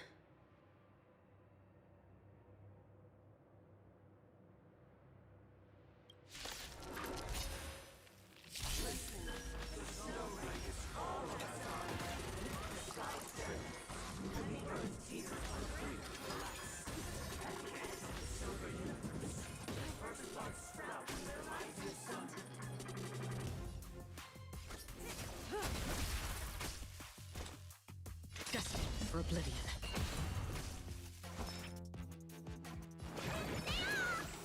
Don't worry, it's just a script. Relax. I weep for the departed. It too shall fall. Memories are ever. Beneath the waters lies an endless abyss. Good times never last. Time to say bye. Boom. Mind your manners.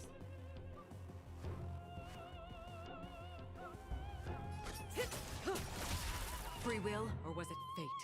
On the still waters of oblivion. Stand still. What do you want to know?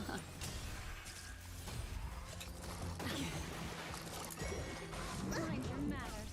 Say bye to breathing. Time's passage. Only memories remain. Another journey eternal. begins. I weep for the departed. It too shall fall. Destiny. Alas, they remain but slaves till the very end, with the illusion of freedom. Thus concludes the second act. Amidst an illusory harmony, Land of the Exiles charted its course toward becoming the planet of festivities. This is how Penacony fell under the family's control. Since the arrival of the Harmony, the Land of the Exiles has undergone dramatic changes, not all of which have proven beneficial. This guy really loves dramatic scenes. Bet he comes from a whole lineage of stage performers.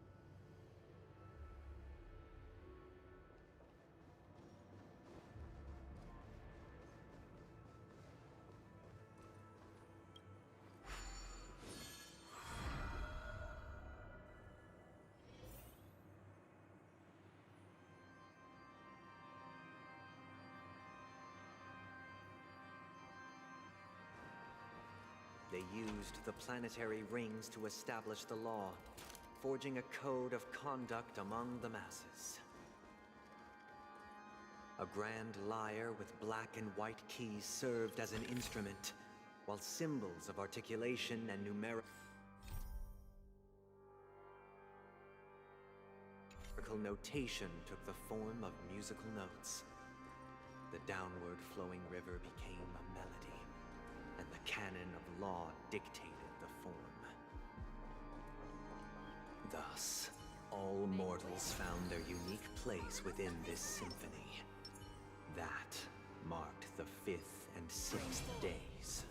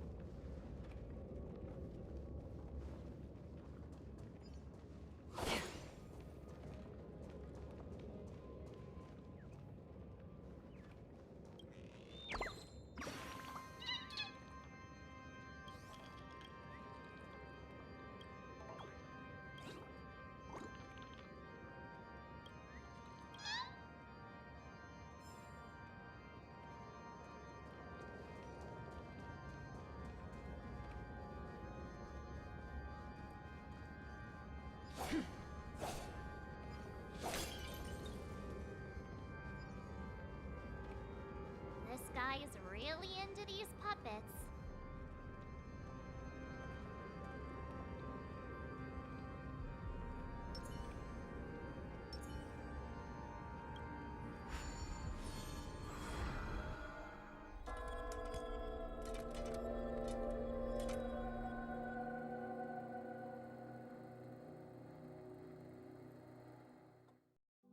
Oh, I get it now. The last scene is all about singing the praises of the Order. And the atmosphere here is completely different from the previous two scenes.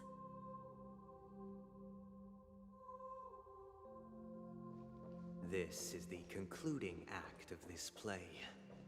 I have showcased the past and present of Penacony, hoping that my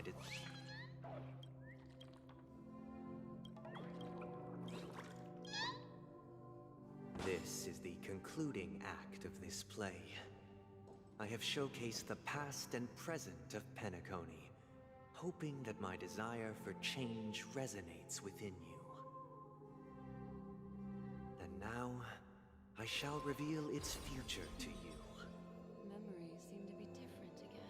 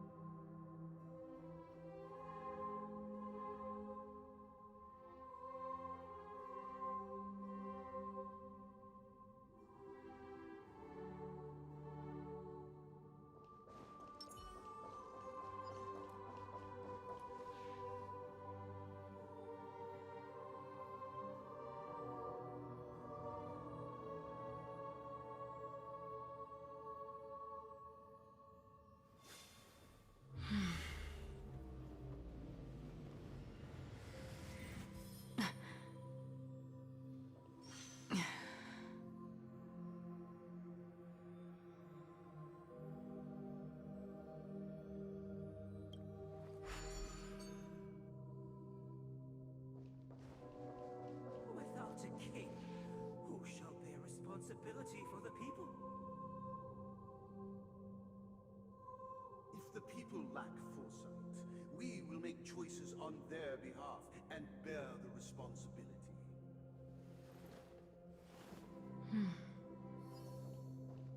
Scream forth, gleam of old lands.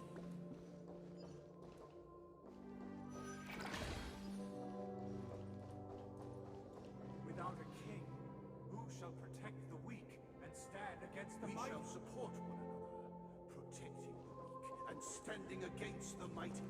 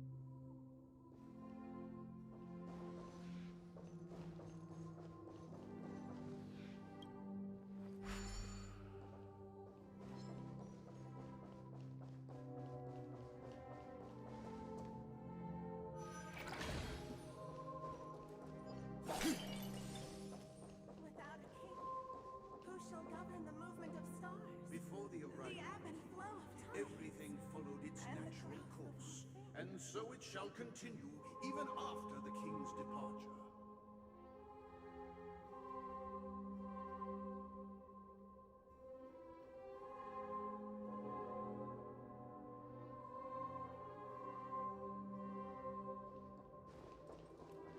Stream forth the gleam of old blades.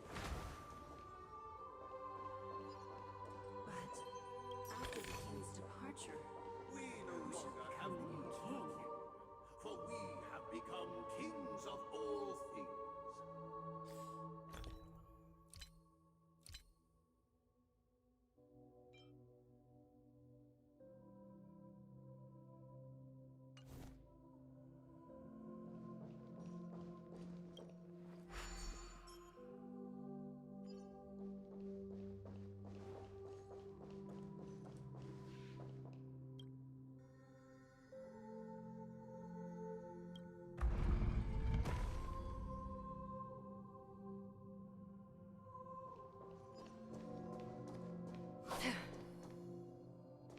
Stream forth the gleam of old blades.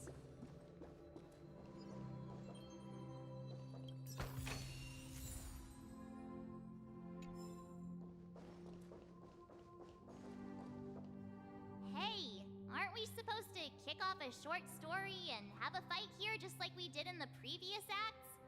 Why aren't any of these puppets saying anything? Perhaps we'll need to complete the story ourselves, just like we did before. So, do you think their mind needs tinkering or something?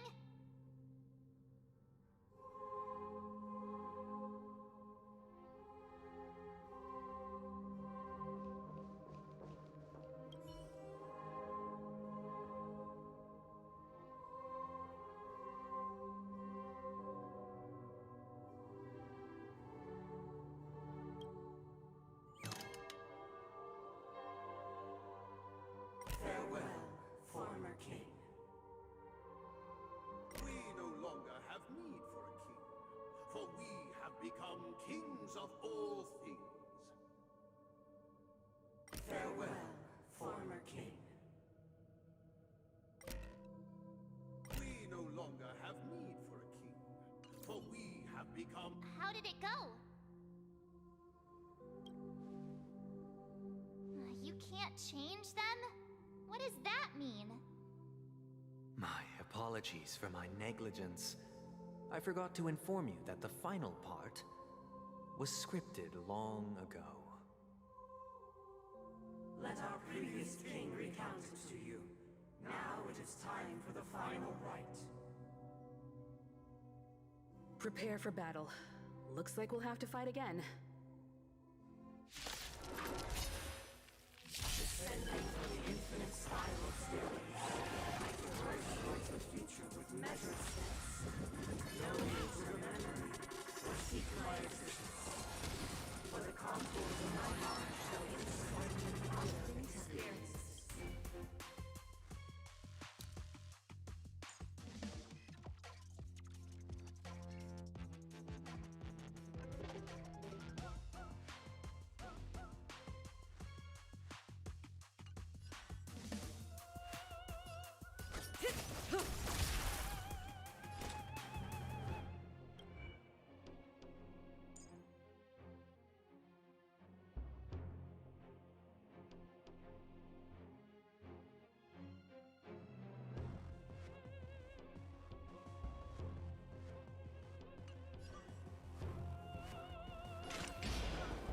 Still waters of oblivion.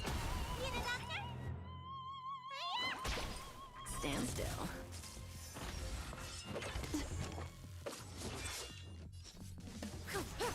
Destiny isn't chosen.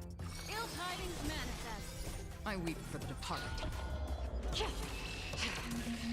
It too shall fall. That's half the work. Destined for oblivion. Relax.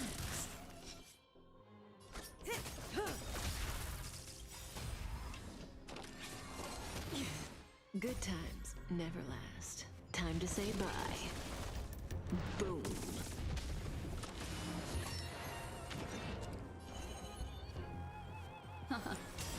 stand still.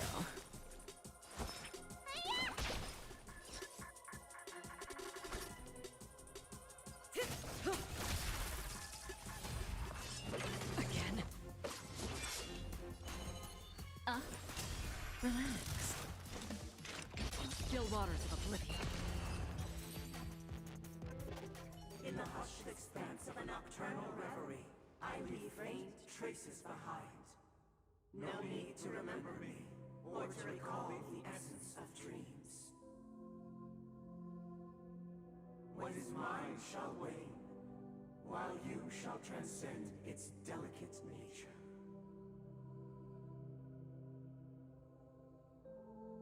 This is the final scene. It's much more straightforward. He wants to expel the Harmony and establish an empire based on the Order. Let's go. Once this stage play concludes, it'll be time for the main event, the Charmony Festival.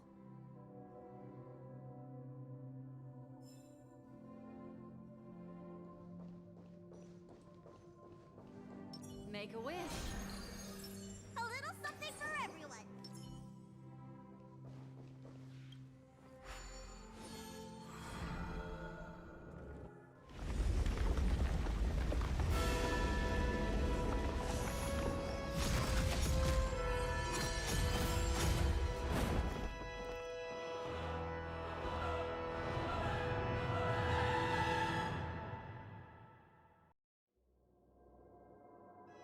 They imbued the world with meaning, perfecting all things in the heavens and on earth. Then, they rested from the labors of creation. Yet, all beings cried out to Enna. Under the banner of the Order, you have defined all things in the cosmos. But this made us realize that we are but puppets in your hands. Thus, on that day, all beings united and cast the Eon into the abyss of oblivion. This Grand Theater looks totally different. Is this the power of the Order?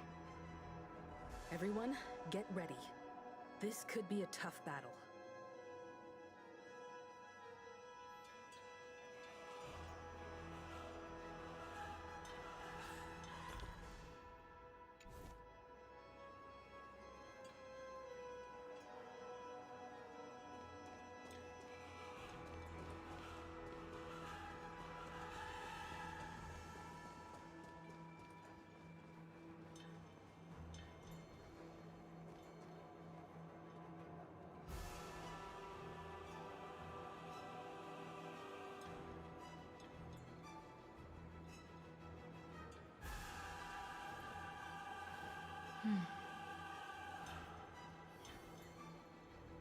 That marked the seventh day.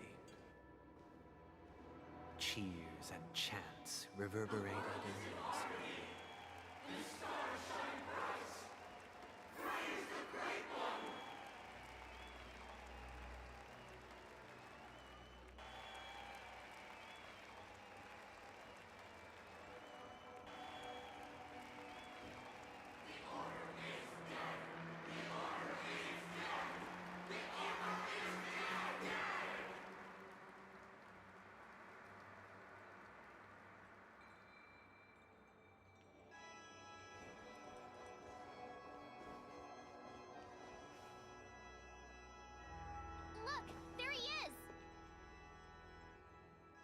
That concludes everything related to the Order. What are your reflections on this, my dear guests? Nevertheless, this is but a trivial blip in the annals of galactic history. What truly matters is the course this river shall take in the days to come. You've arrived at the perfect moment. The Charmony Festival is about to commence, and it would be a shame if you were absent for the Harmony's prologue. Allow me to extend my warmest welcome once more. Welcome to Penacony Theater, the very core of the Sweet Dream, the abode of the Stellaron, the grand stage of the Charmony Festival. And the very place where the future of Penacony shall be determined through conflict.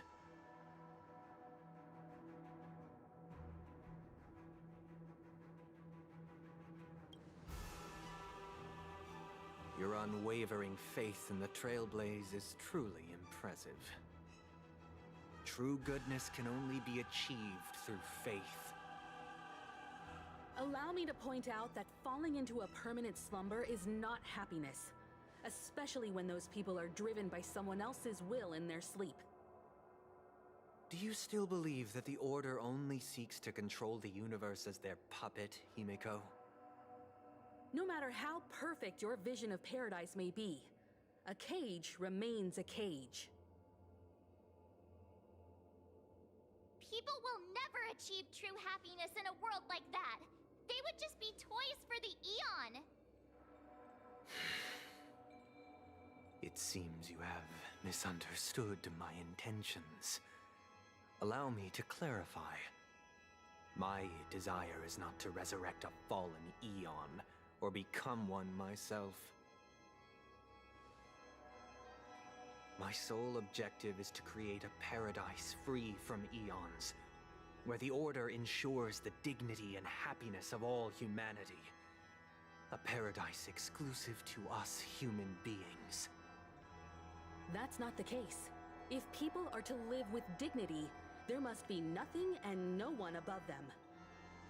In your so-called paradise, you would be the one reigning supreme. Looks like we won't be able to convince each other.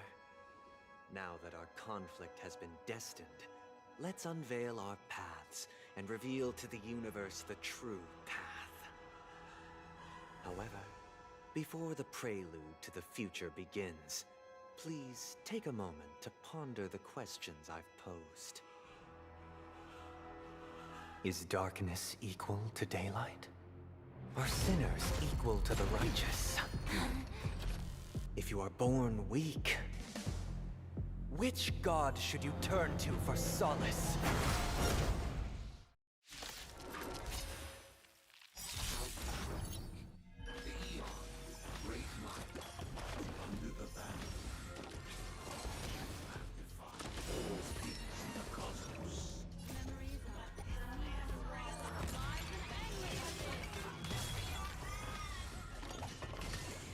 Just in time.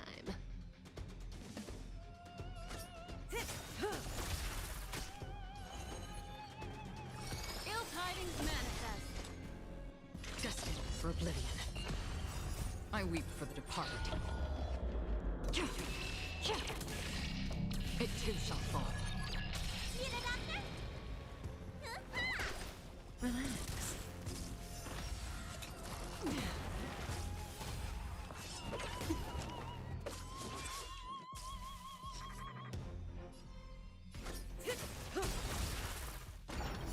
Good times. Time to say bye. Boom. Destiny is apparent. Ill fate descends. Stand still.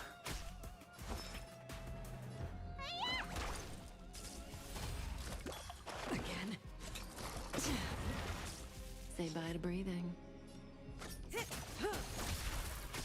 What do you want to do? Relax. I weep for the departed.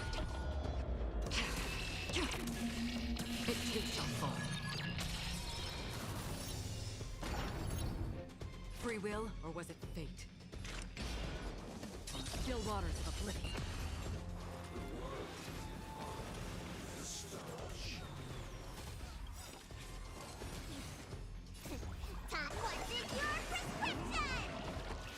Don't worry, it's just a scream. Let me tend your wounds. Mind your manners. Again.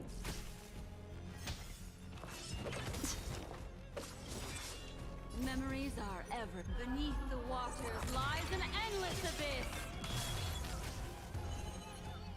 Ill tidings manifest. Destined for oblivion. See Get it, Doctor?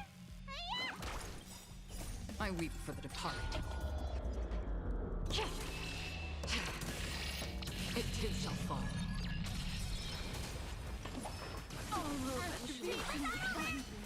Stay with you a little longer.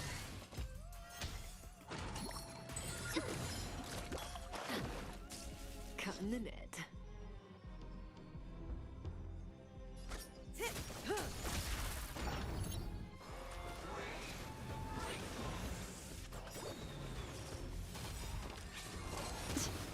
Good times. Time to say bye.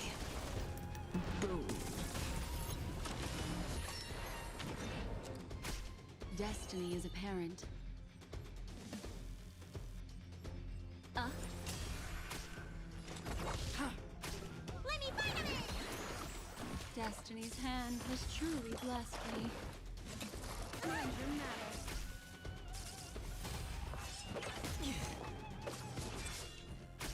What do you want to know?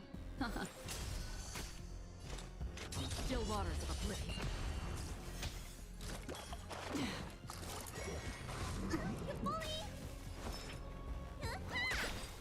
This isn't it. Time to show what's in your prescription! Don't worry, it's just a scrape. Mind your manners.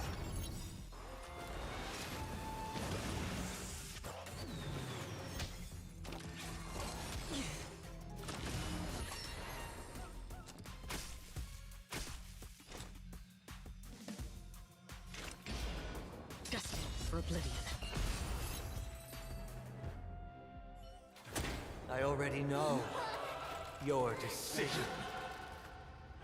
I now permit you to gaze into the sun. On these 107,336 stones, the almighty and powerful strings of harmony are at my disposal. The supreme tuner, harmonious choir, Dominicus!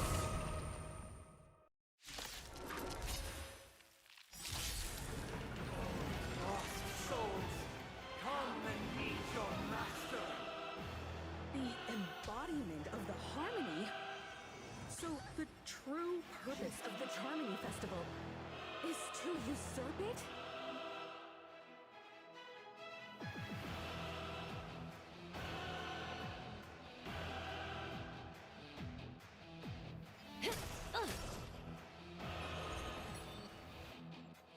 Ill tidings manifest. Beneath the waters lies an endless abyss. Another journey begins. Still waters no mercy. Again. Get it, Doctor? Stand still.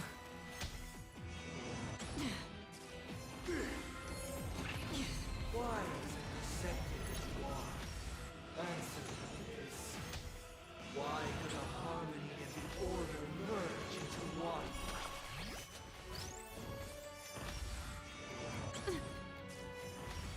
Because neither side could tolerate discord. How noisy.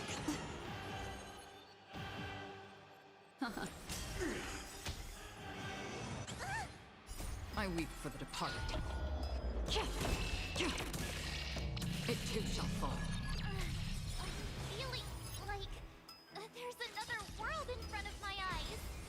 It's the power of tuning. Don't let the song distract you. Enjoy eternal peace. Again.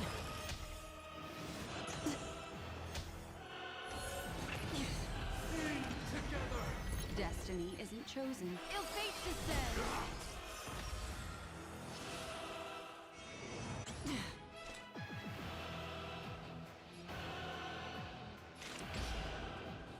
Still waters no mercy. Time to what's in your prescription! Don't worry, it's just a scrape.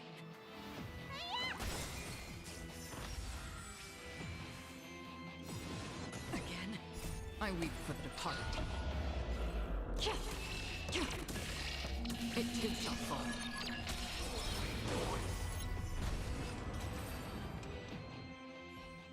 The time has come. Creation will be reborn from the remains of the gods. Dan Heng?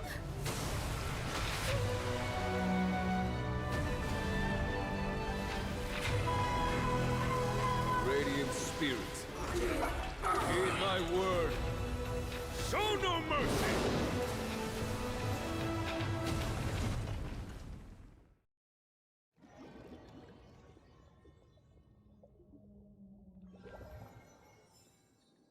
Wake up! Wake up!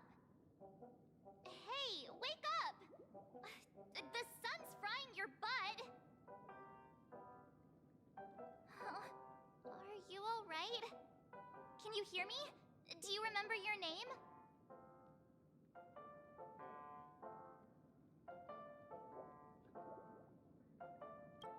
It does? Well, doesn't ring any bells to me. Looks like your mind's still in one piece. If you're able to remember such details. Well, that's reassuring.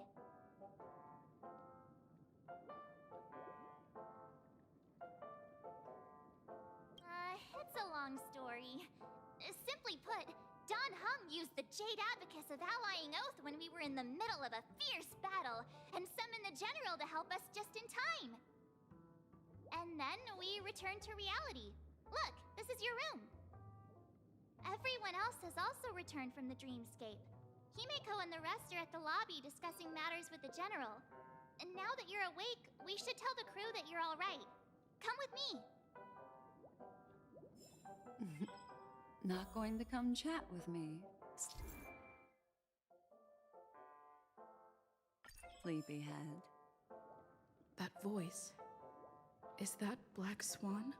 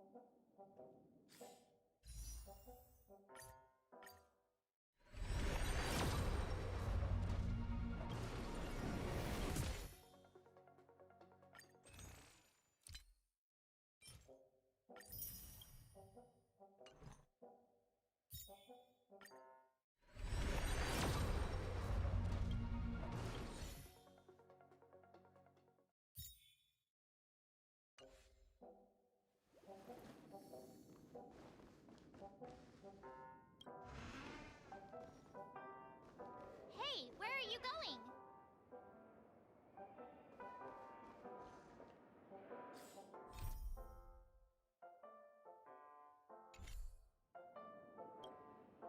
Hey, we meet again, Sleepyhead.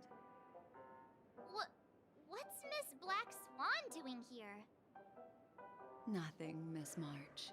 I noticed she was awake and wanted to check to see how she was doing.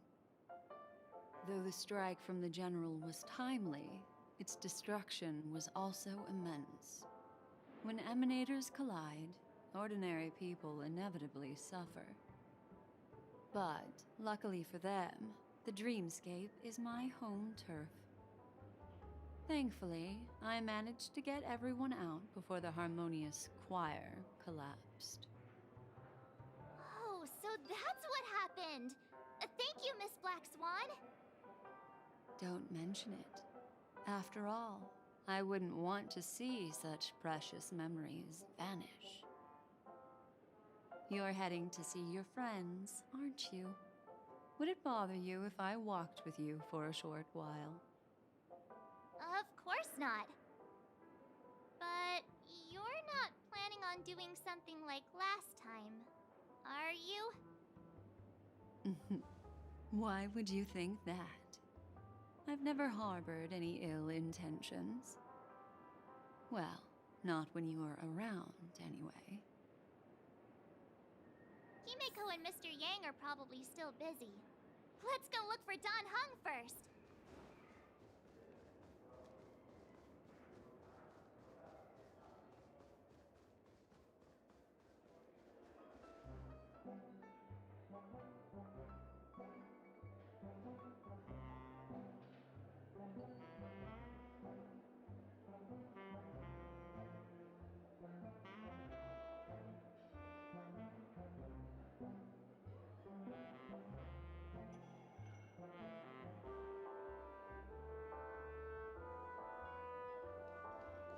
Look, he's still talking to that cowboy.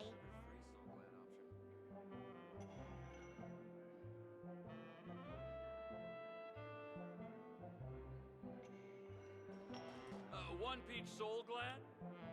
You're awake. How do you feel? Well, fork me. You must be that Stellaron they were talking about.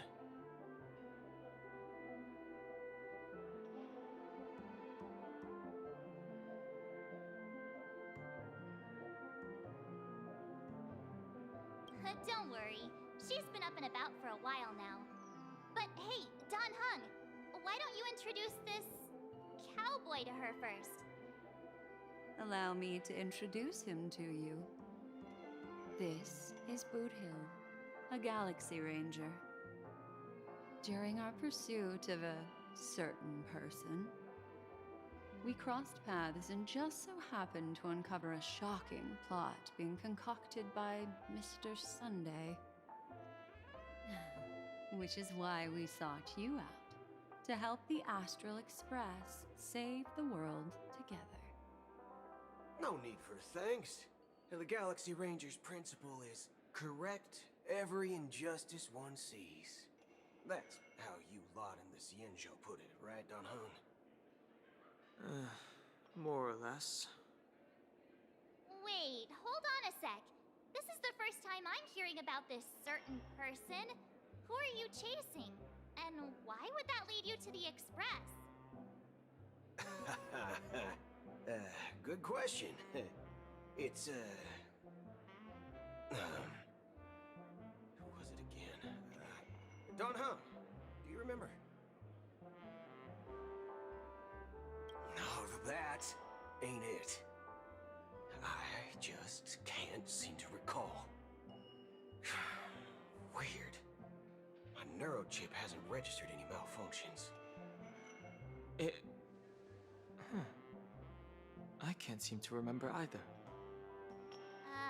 What's going on? Heck, forget about it. If it slipped all our minds, reckon that person was just a minor scoundrel. Unimportant. Ain't gonna stop us from piecing together the story anyhow.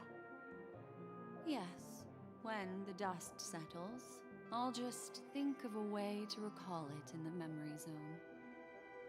Everyone, let's hurry up and look for Miss Himeko, shall we? She's now a minor star on Penacony, and the entire hotel's concerned about her well-being. You're right. Let's head to the lobby then.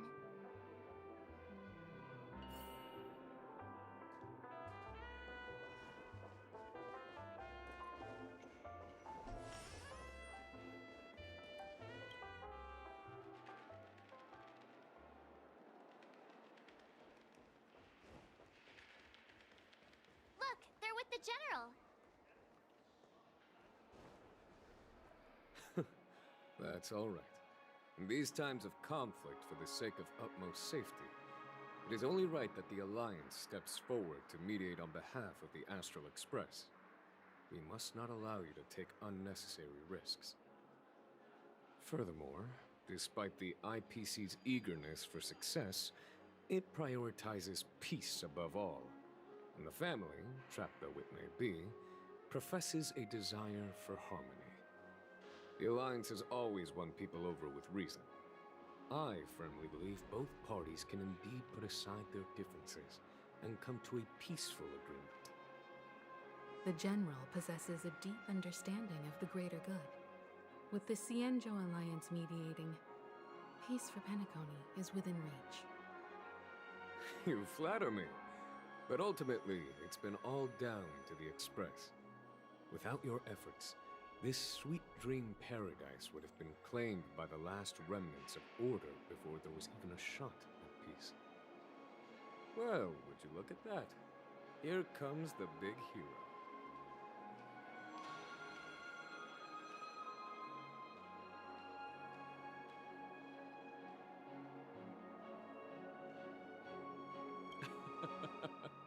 If it isn't the Galactic Baseballer, a true hero who dares to take action. Are you okay? I heard you couldn't wake up. Are you feeling unwell? Don't worry, Mr. Yang. There's nothing wrong with her. She practically burned through a lifetime's worth of jokes on the way here. What about you, Mr. Yang? I heard that even Miss Robin wasn't spared. And that guy locked you both up. It's a long story. But at least Mr. Sunday took it easy on us. He used an ability called tuning to connect our consciousnesses with his. In other words, he imprisoned us within his consciousness. Thanks to General Jing Yuan's destruction of the Harmonious Choir, we were able to escape. He used that tuning on us too. Does that mean that we were almost imprisoned as well?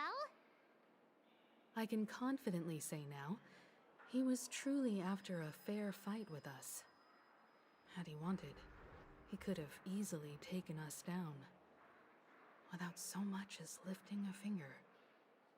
Speaking of the Oak family head, where is he now? It's complicated, but in a nutshell, he's now the former Oak family head. The IPC has named him the key figure in the family's Penacony split, citing a threat to cosmic peace. He must represent the family and answer for the unrest caused. His trial is set to take place at Pier Point. The family quickly labeled him and the remnants of the Order as enemies, declaring the turmoil an internal rebellion. This move effectively barred the IPC from intervening in family affairs on both moral and rational grounds. Everyone really has their own agenda, after all. Then, what's going to happen to Miss Robin? She and Sunday won't be able to deny their involvement in the Charmony Festival. They're siblings, after all. Why the sigh, General? I can only say that this incident is an unexpected mess for the girl. The Alliance will try to persuade the family to consider this matter carefully during mediation. It's time, everyone. The IPC's key members and I have agreed to consult one another before the upcoming negotiation. Do any of you wish to sit in? Given the General's invitation and the matter's significance to the universe, the crew will naturally accept.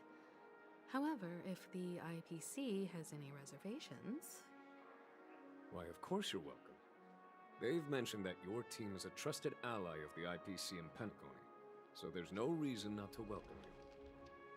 Besides, if there can be reliable observers from the Astral Express present, discussions will go more smoothly. So, what do you all think? Well then, we shall oblige. I'm kind of allergic to those types of situations.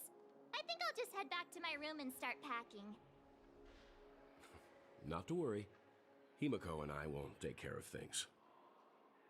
I'm afraid I'll also have to return to the Express first. The conductor is worried about us. It's best I go and explain the situation. Thank you. What about you, Will you join Welt and me? Or have you got other plans?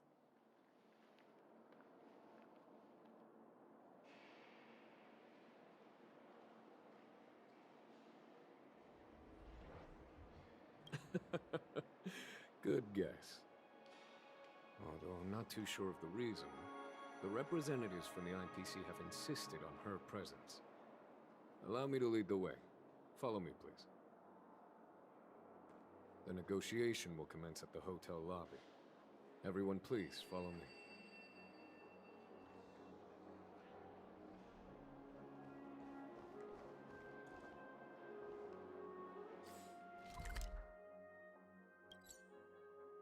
Mr. Aventurine and Miss Topaz are here too. Oh, and who is that over there? The Intelligentsia Guild's Dr. Ratio. This assembly is quite something.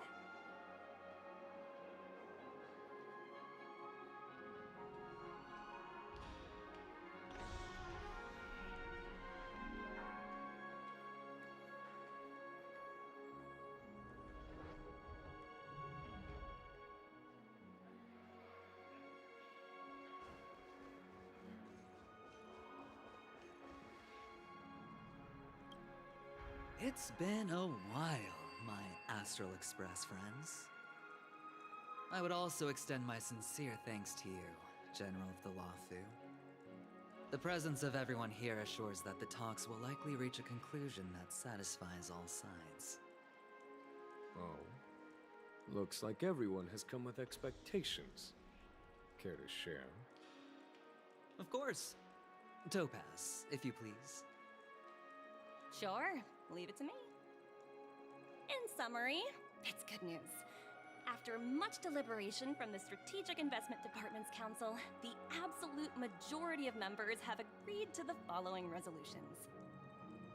In light of long-term considerations for interastral peace, and by authority of Pierpoint HQ, the Strategic Investment Department, on behalf of the Interastral Peace Corporation, will permanently relinquish its claim on Penacony sovereignty and offer unconditional support of the family's rebuilding efforts on Penacony. Now that's something. All in the name of peace. That's our motto. Has the IPC finished sharing all its thoughts? Then it's our turn. The Guild, much like the Genius Society, has taken a keen interest in the recent calamity in Penacony. Ultimately, both parties have agreed to a comprehensive collaboration, offering technical support for the reconstruction of Penacony. The floor is yours for the finer points, Mr. Screwlum. Enlighten us, please. Organic life's unrelenting search to understand the realm of inner spirituality is something I both admire and envy. Inorganic life has no mechanism to evoke dreams. But when my mechanical impulses are activated, my inspiration circuits will start to operate, and I will enter a state defined as imagination. Every time, within the realm of imagination, there emerges a fire from the shadows. It is warm, bright. I frequently ponder this flame might represent the essence of intelligence, a cluster of inspiration ignited by high temperatures. The future direction of the universe may well lie within it. Alas, they are nothing but projections of my thought system to me, desired but unattainable. But after learning of Penacony's accomplishments, I have come to realize that the flame is not beyond my grasp. After deliberations with my partners, we have decided to defer the progress of the Simulated Universe project, and instead assist the Intelligentsia Guild as technological consultants in the research of the Dreamscape and Memory Zone, so that these assets may be better used to serve humanity. Not only that, we've also established contact with the Garden of Recollection through the IPC, and they've pledged their support for our research endeavors. I'm truly happy for the Dream Chasers on Penacony. The cosmos' brightest and, let's admit, dimmer intellects are now at their service.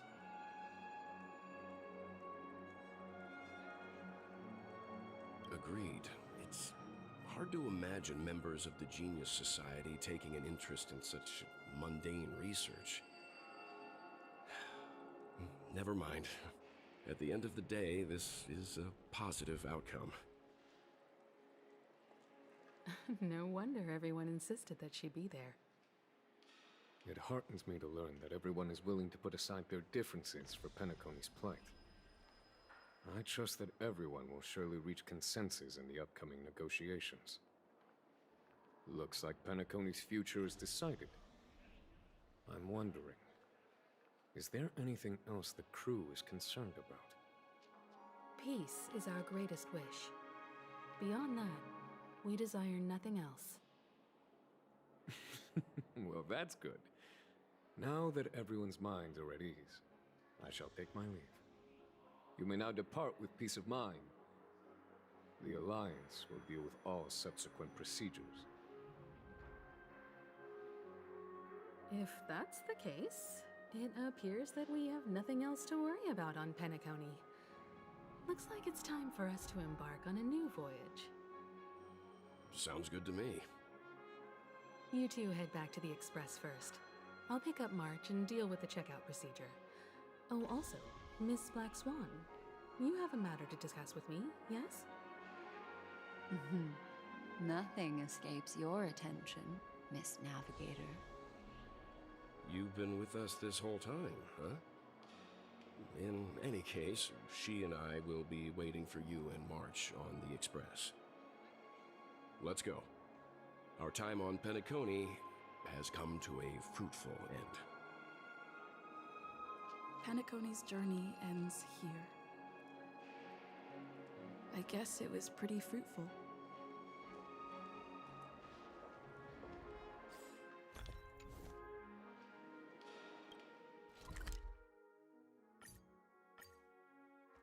The navigation meeting is about to start. We're all waiting for you. When did the Express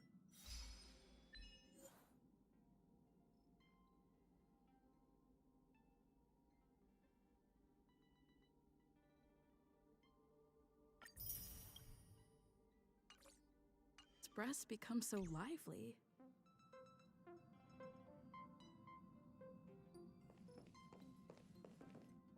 Ahem. Looks like everyone's present. Let the navigation meeting commence then. This a meeting to decide our next stop? How we doing this? By show of hands. Hold your horses, cowboy. It's for those to decide.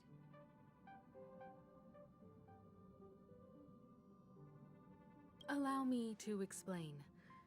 Mr. Boothill and Miss Black Swan submitted a request to temporarily travel with the Express for their own personal reasons. As you all may know, the Astral Express never declines any passenger whose heart yearns for the distant stars. Therefore, they will be traveling with us for a while until they reach their destinations. Whoa, the Express is going to be much livelier now. But, Miss Black Swan, you better not use your Memo Keeper abilities to pull any pranks. Understood, Miss March. I promise you, you'll never see me in your room while you're taking a break. Don't! You're freaking me out. All right.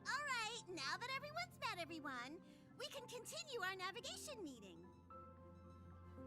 Firstly, Pom-Pom wishes to thank everyone. If it weren't for you all unearthing the truth about Penacony, Pom-Pom would have never known where Mikhail and the rest had gone. What they had to go through was regrettable, but I reckon they all fulfilled their wishes. And it was thanks to all of you. Thank you, everyone. Now then, we come to the crux of this navigation meeting. We must decide on the Express's next stop. Let me introduce our current options. The first choice is from Himiko, the oceanic planet of Lushaka, a planet composed entirely of water. Many aquatic races reside there. Of course, it's also the home planet of the venerable, nameless Mikhail. The second choice is the agate world Melustanen, suggested by Welt. It's famed as one of the initial sites of the Stellaron disaster, and the place where the beauty Idrilla ascended. Today, it's celebrated as a planet of undying allure. The third choice is Edostar, a planet nestled within a vast ion storm region, currently under assault by the Antimatter Legion. However, the distress signals from there have recently ceased, prompting the IPC's wish for us to check in on the situation. The last choice, courtesy of Black Swan, is the glass belt Petravia, a massive belt of asteroids that was turned to glass by the Lord Ravager Zephyro. These days, it's apparently known to house one of the branches of the Morning Actors Troupe. Ooh, so many options. I'm seeing stars already. Next up, everyone will select the destination that they wish to visit, and then we'll put it to a vote.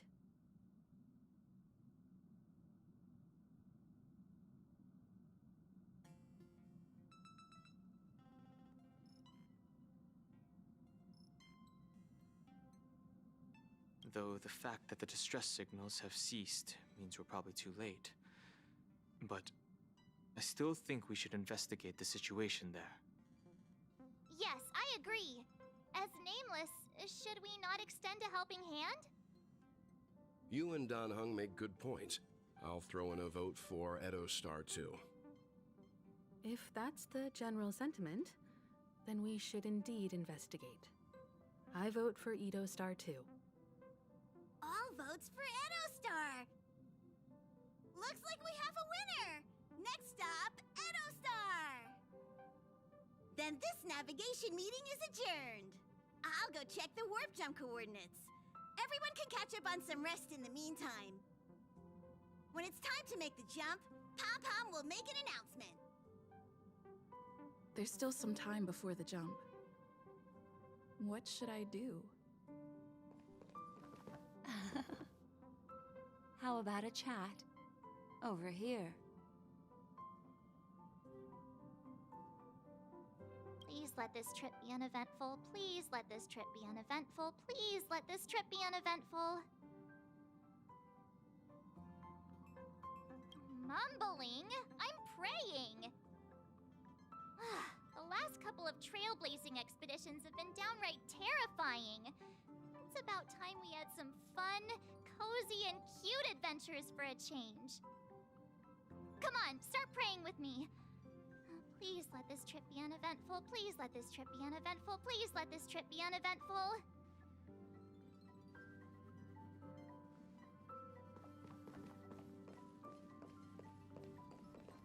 Huh. For some reason, I'm suddenly stricken by the feeling that we haven't crossed paths in quite some time.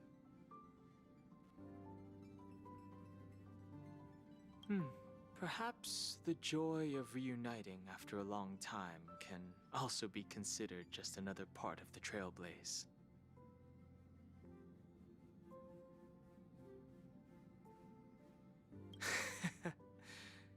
Got it.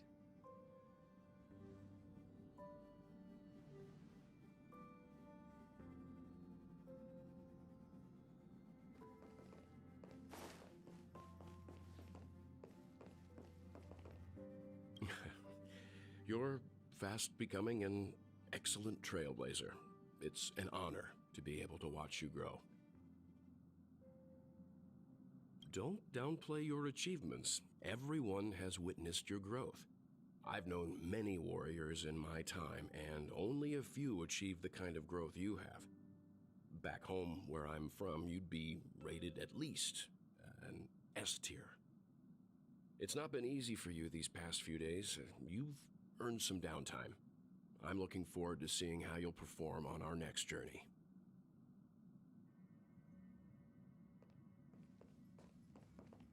Come to think of it, this trip to Penacony was the first time we trailblazed together, wasn't it?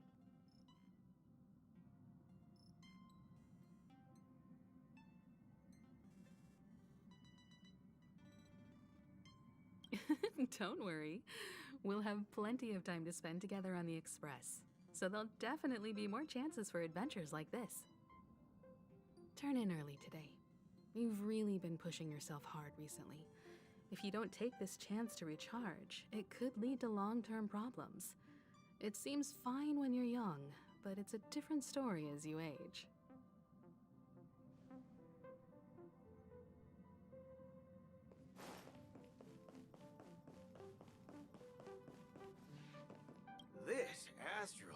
dress sure is comfy. But I got one tiny problem with it. How come there ain't no potent drinks on this ride? I can live without malt juice. At least stock something else. Like that white gem. Common as dirt and not too pricey.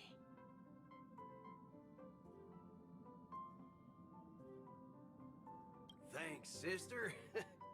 Any low-cost swill will do. I ain't fussy. All these years out in the wild, and now I'm bunking in luxury. Gotta say, it's quite the treat.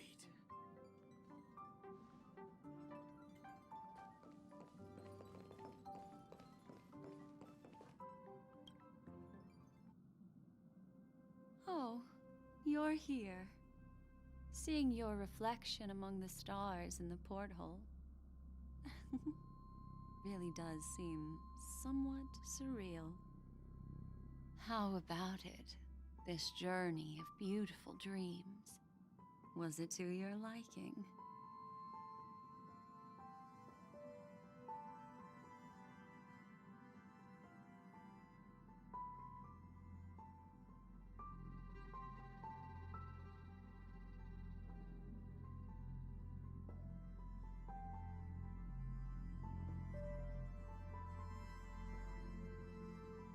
I can feel your obvious excitement. That means your memories will also become even more beautiful. So, how about you hand that small parting gift back to me? I'm quite eager to have it back.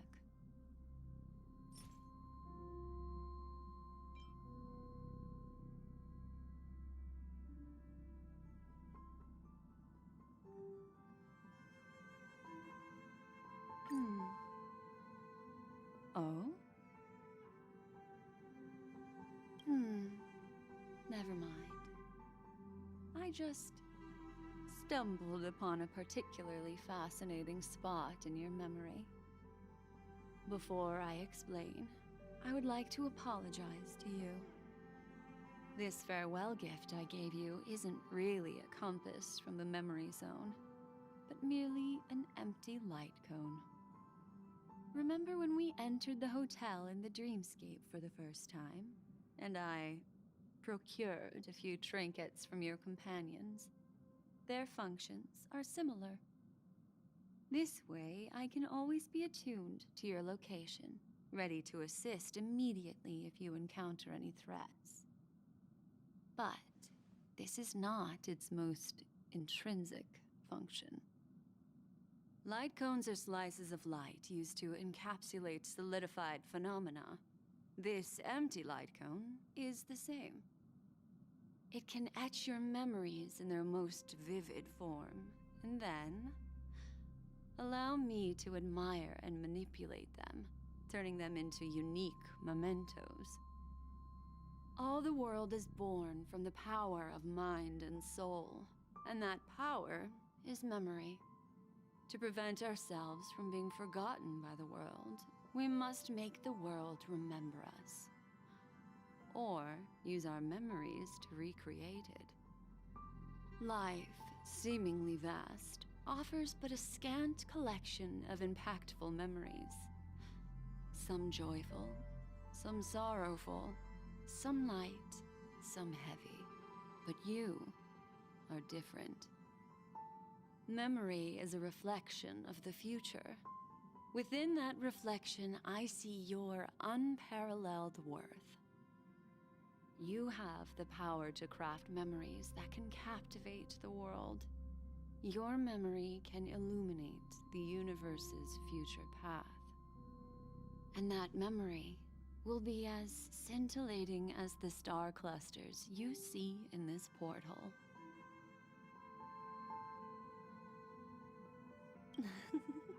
How adorable. But do you know the deeper meaning behind it? The reason is simple. In this grandiose and ostentatious dream of the families, only you personally experienced the entire course. Patience, my friend. I will reveal the answer to you, but that time is not now. Turn around and take a look at your friends. Every one of them is reveling at the arrival of their next destination, all filled with hopes and expectations of their own present and future. Revealing everything at this moment would be a bit of a buzzkill, wouldn't it? I'm looking for an opportune time, a time when you're totally at ease. Perhaps when the night grows hazy and you're about to drift off would be the most opportune. How about one fine night? I will prepare the candles, aromatics, and even a cushy couch to create a cozy dreamland for you. And then I will tell you the answer in the form of a little bedtime story to lull you to sleep. Ahem. Hi. Hello. Attention all passengers. The express is about to make the jump. Please be seated and hold on. It looks like we're finally about to set off. There are countless gleaming memories out there waiting for us. Why don't we just leave it at that for now? Ah, that's right. As a small token of compensation for playing that little trick on you with the empty light cone, I will gift you with some words. They hold great significance to me. Life is akin to a winding labyrinth where memories serve as our sole companions. You'll remember these words dearly, won't you? In the year 2158 of the Amber Era, the first year of the new epoch, the universe resumed its intended trajectory. The kindling of conspiracy smoldered in Penacony, the land of the dreams. Failing to erupt into a blaze, it instead flickered briefly on Klapoth's anvil, before vanishing in the blink of an eye. The dead and those fated to die remain in their eternal slumber, while the living find solace in deep sleep. All clamored in a cacophony of silence, and then went about their own ways. The cosmos emanated a vitality characteristic of a new era, all for the modest price of a brother and sister's mild grief. Babies are born as stars extinguish. The silver rail unfolds. The story of the Astral Express comes to a close, yet it also embarks anew. Time marches forward, heralding the arrival of a new chapter in the history of trailblazing expeditions.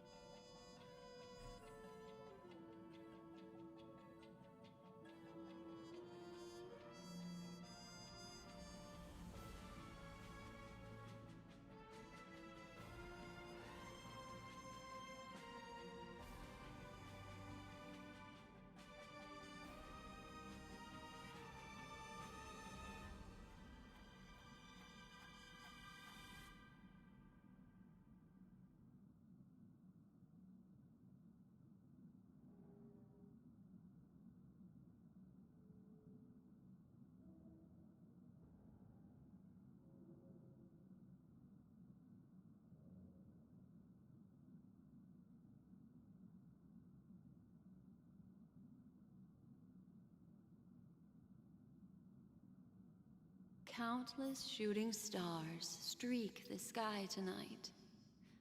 If you can pick the right one, it will carry your wish to thousands of distant worlds.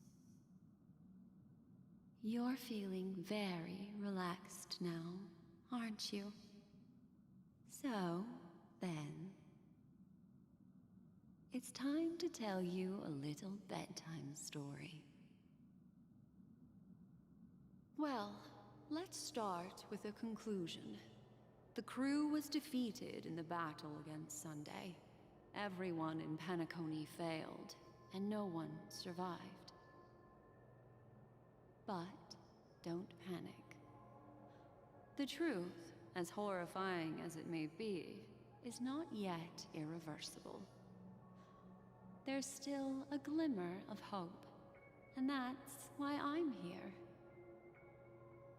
Next, I'll use this empty light cone that carries all your memories to relive everything that happened before.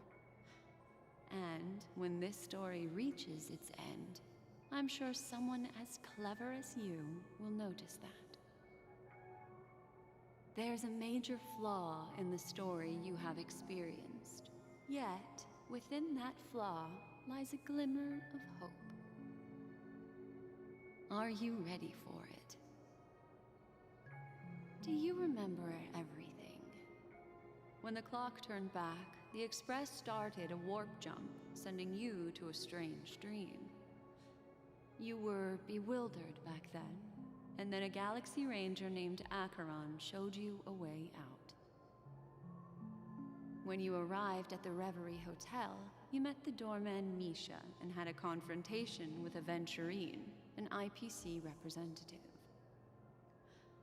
Thankfully, Acheron appeared again and helped you. After that, you saved Firefly and explored Penacony together.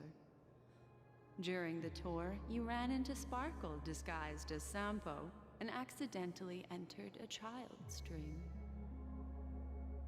There, I rescued both of you from death, but Firefly didn't return to reality. She realized the truth and tried to involve you in her plan, but that resulted in an accidental death.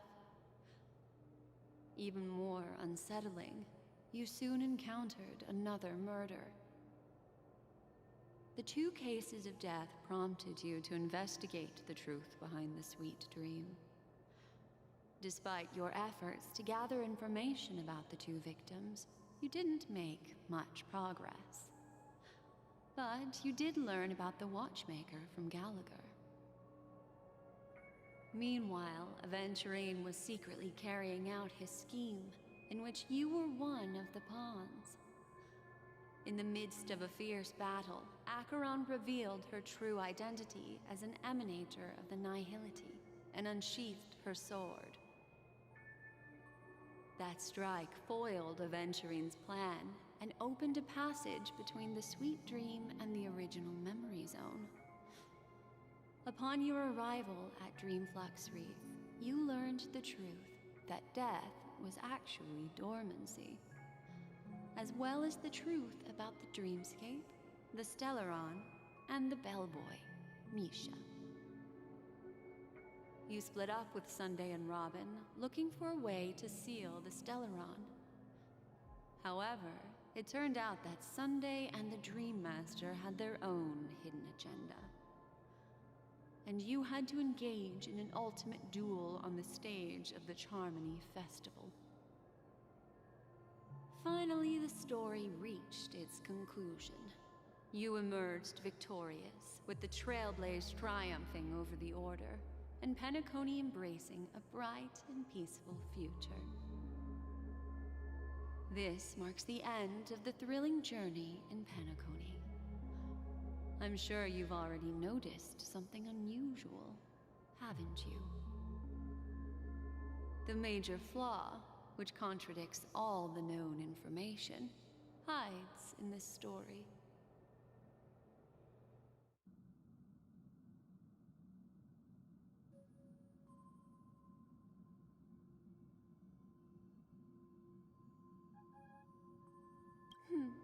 Little Misha. Or should I call him the Watchmaker?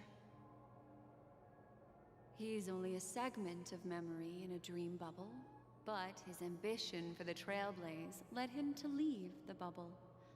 and embark on a grand adventure in Penacony. While Misha is a rather special Memory Zone meme, and he was granted power by the Trailblaze, there's still one thing that he shouldn't be able to do. A life born in the Memory Zone could never manifest in reality. So, why did he appear in the Reverie Hotel in reality? The answer is simple. He is the one fatal variable that contradicts all our known information. This means that you, who wholeheartedly believe in this memory, are still trapped in the dreamscape at this very moment. Wake up, sleepyhead. Break free from this eternal dream and return to the real world. We'll find our answers there. The train is about to make the jump. 5, 4, 3, 2...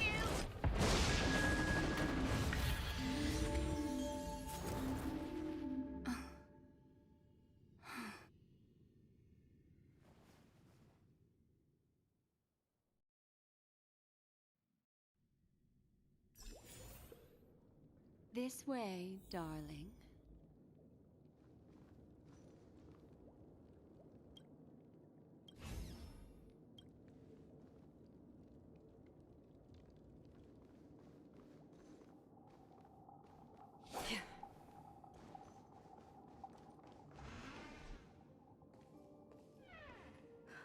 Not another one.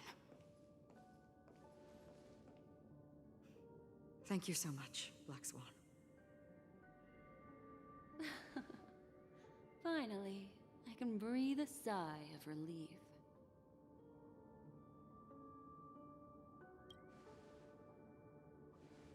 I understand you must be confused, and will do our best to shed light on the situation. However, before that, it's essential to know that this place is the rift between dream and reality. A place reserved only for those who have awakened from Enna's dream. Do you remember Sunday's ambitious plan? He intended to harness the power of the Stellaron, the collective will of over 100,000 Oak family members, and the desires of everyone in Penacony to usurp the Harmony and restore the Order. Unfortunately, it didn't stop there. From the early days of our journey into Asdana, we were already affected by the Stellaron. That strange dreamscape where we met. Maybe it was a sign that your thoughts were beginning to drift away.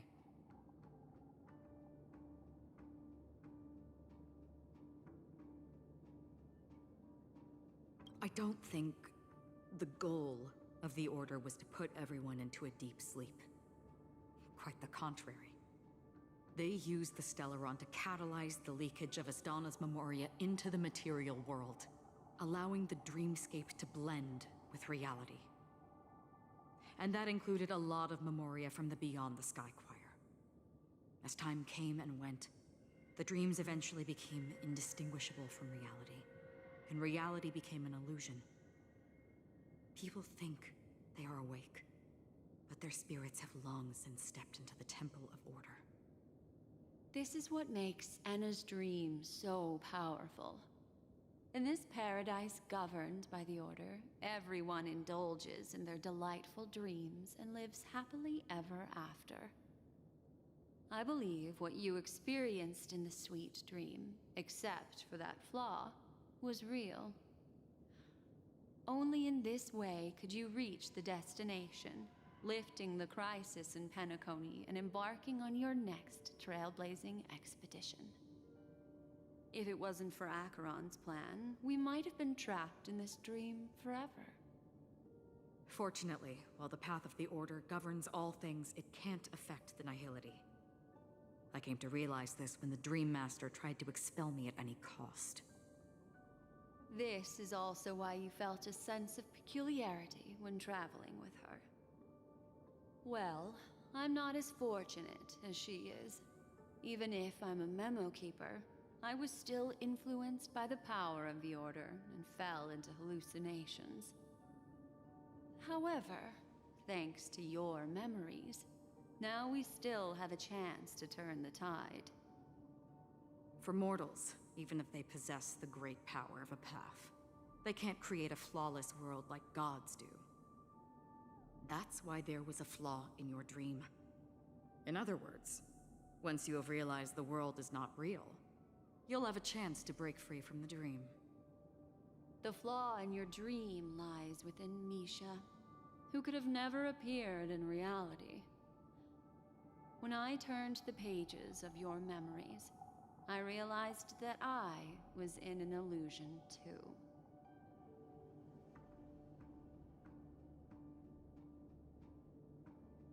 Now Sunday has usurped the power of the Harmonious Choir through the Charmony Festival. Asdana has thus fallen into Enna's dream, transforming everyone equally into the notes of the Aeon. Failure doesn't mean weakness. Only the strong can gather the will to resist the Order and try to break free. We still have a chance, though. To make it happen, please, Black Swan, guide us to those with a strong will. All right, please come with me. These people are... They're the ones who accept Enna's dream and indulge in their happy illusions. We have no means to wake them up now. Not even your clockwork will do the trick. However, there are still other things we can do. Let's keep going.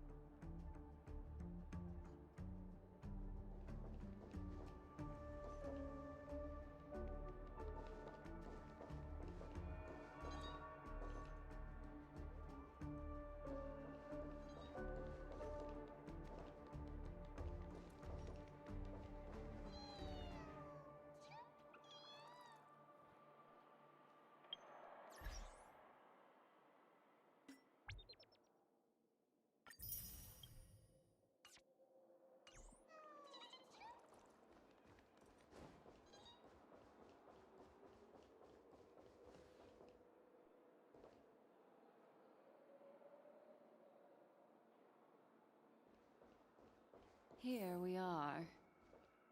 It's... Robin?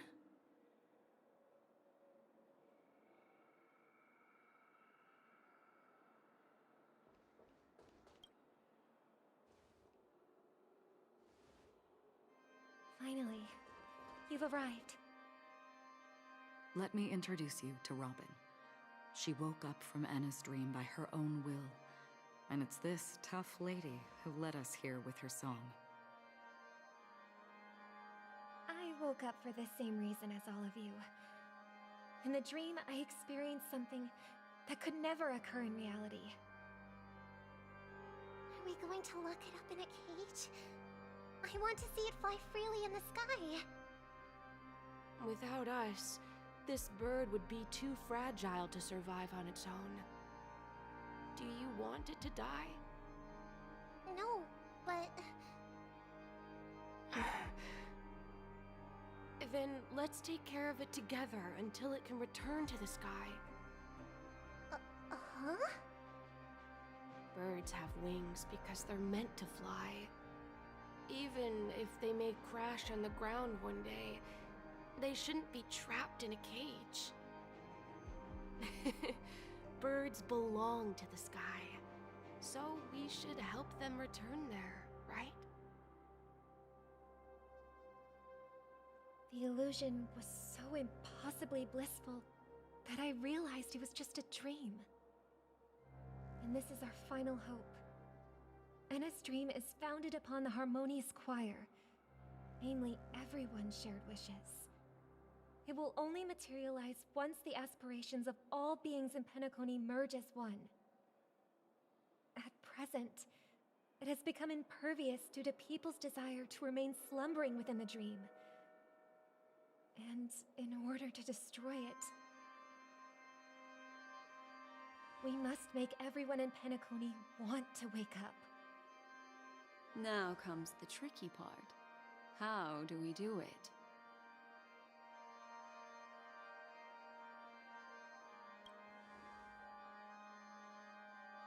Humans yearning for sweet illusions borders on obsession, leading them to subconsciously resist the harsh reality.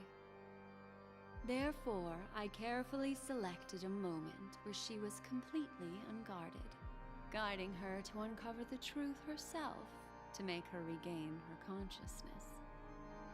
However, to wake up everyone in Penacony and get them to share the same determination, that would be nearly impossible. Indeed. I'm afraid it's almost as difficult as resurrecting an Eon. But we can't just stay here and do nothing.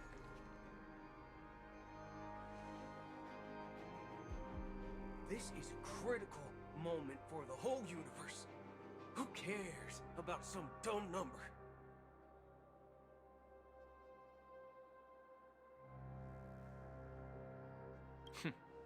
Thanks to Black Swan. You're welcome. And thanks to the Memo Keepers in Penacony, too. I believe your partners have also awakened from their dreams. This is the first step of our plan. With the assistance from the Garden of Recollection, those who possess a strong will, like you, will gradually awaken from the dream. These free wills are the discord that will sway Anna's dream. However, awakening a mere handful of individuals is insignificant compared to the vast number of people immersed in the dream. We must find other ways to awaken the free will of millions of people within a short period of time. If breaking through from the inside proves challenging, we can seek assistance from the outside. We've long been aware of a potential solution. Asdana is a galaxy known for its abundant memoria and the remarkable phenomenon known as synesthesia dreamscape. When people first enter this place, they often find themselves and others sharing a collective dream. At this very moment, there is only one dream encompassing the entire Asdana system. So, you mean, if we can attract a large number of outsiders to this system, their free will would intertwine with this dream and shake it to its core? However, those outsiders might also succumb to the dream and become the foundation of the Order instead. The real challenge is, how can we gather a huge number of people as determined as you within a short period of time? Looks like the Jade Abacus of Allying Oath will be the only solution. No. No need for that. Keep your once-in-a-lifetime treasure. We don't need to bother the Cienjo Alliance for such a tiny request. You want thousands of people with unwavering free will? That's easy. Just leave it to us Galaxy Rangers. You can gather Galaxy Rangers? Outsiders may see Galaxy Rangers as elusive and disconnected individuals, and actually, they're right.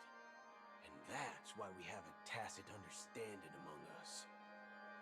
Do you know what it is, Acheron? It's the relic I returned to you.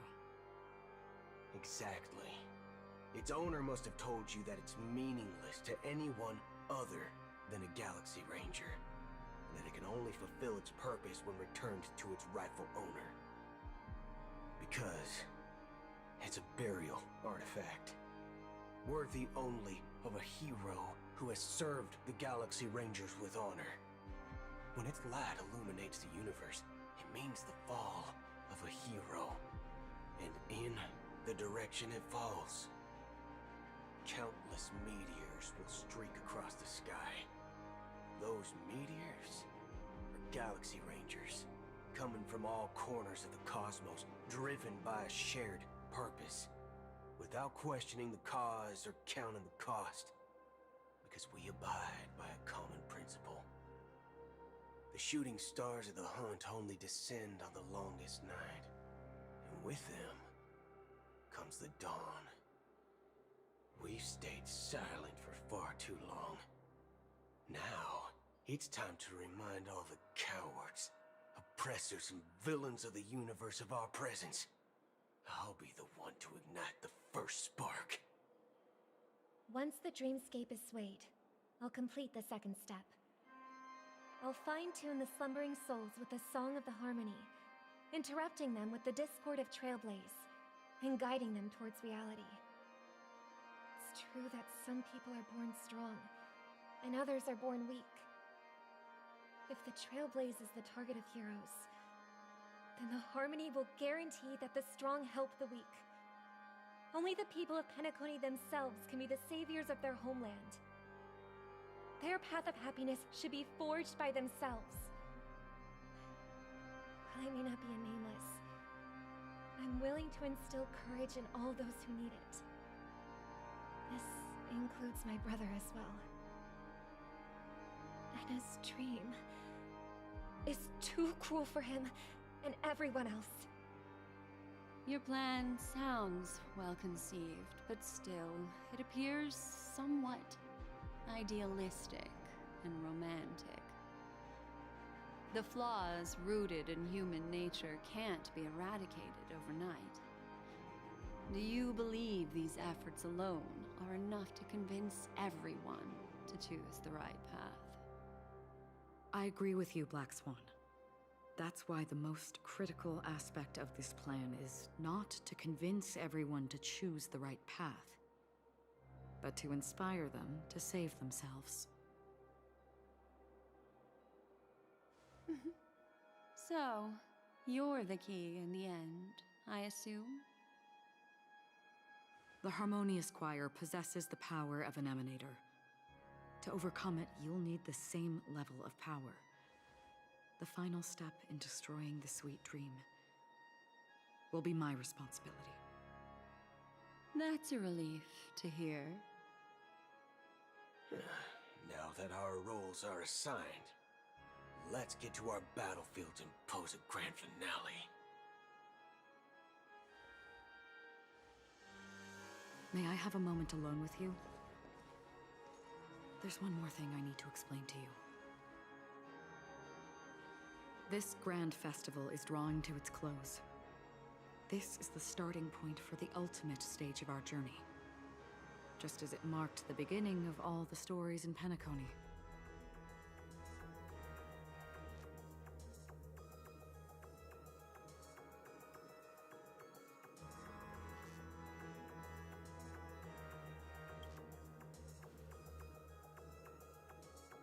have faith in you.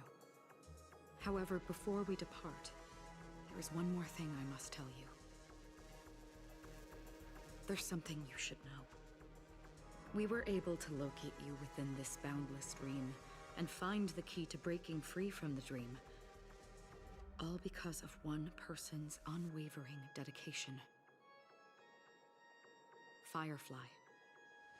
She awakened from the dream ahead of others, discovered the Express amidst the stars, and brought us valuable information about the remnants of the Order. She may have been aided by the script, and it came at a cost. As you know, Firefly is a stowaway who entered the dreamscape in a different way from ours. Without the dream pool in the hotel or assistance from the family, she can only awaken from this dream in one way. A real death. We mustn't fail her determination. I'm not implying that we must win this fight no matter what, but our resolve should match that of that courageous lady. Are you ready?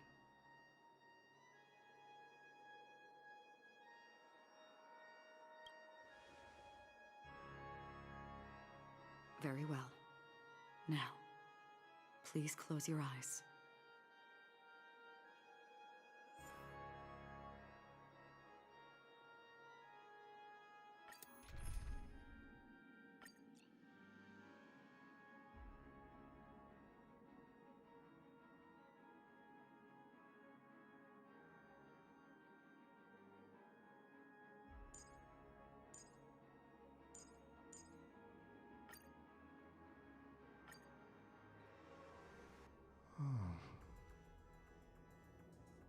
How long has this reign been ongoing?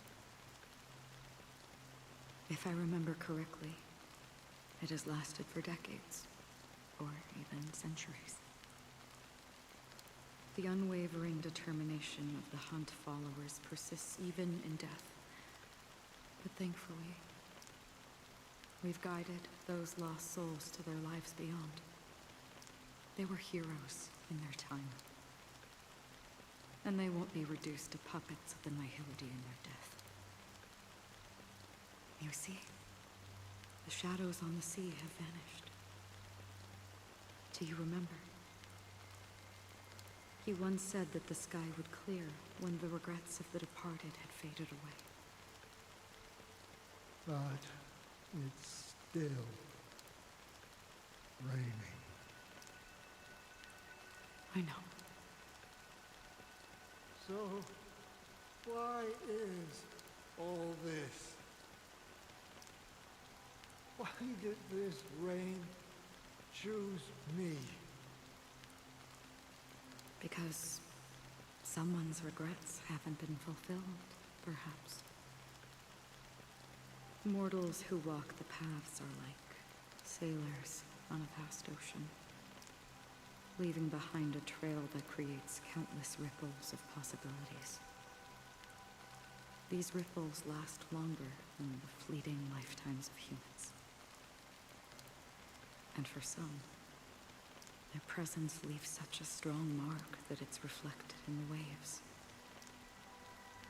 Sin-thirsters, the obsessions of the Pathstriders.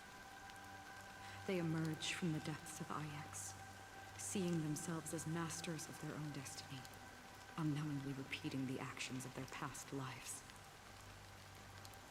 They emerge from the Nihility and head toward it, leading purposeless lives. However, these hollow phantoms, they have journeyed with me for such a long time.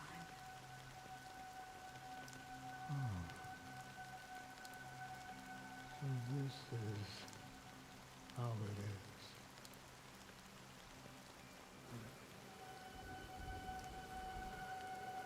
I'm already dead.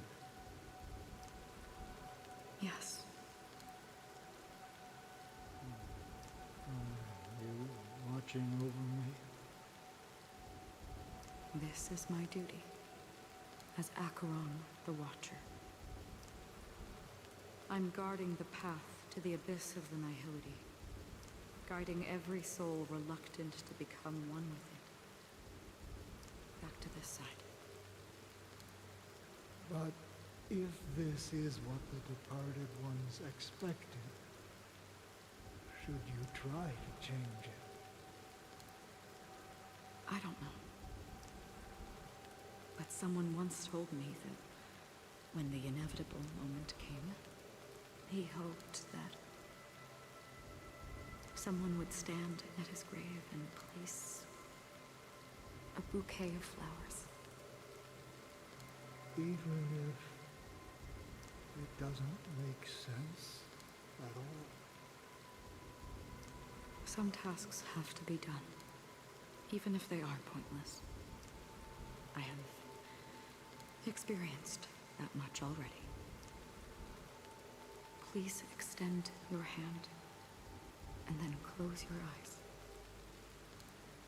I'll carry your wish with me and fulfill it. Only then will I be able to put an end to the final regret by the Dead Sea. Will I see them again?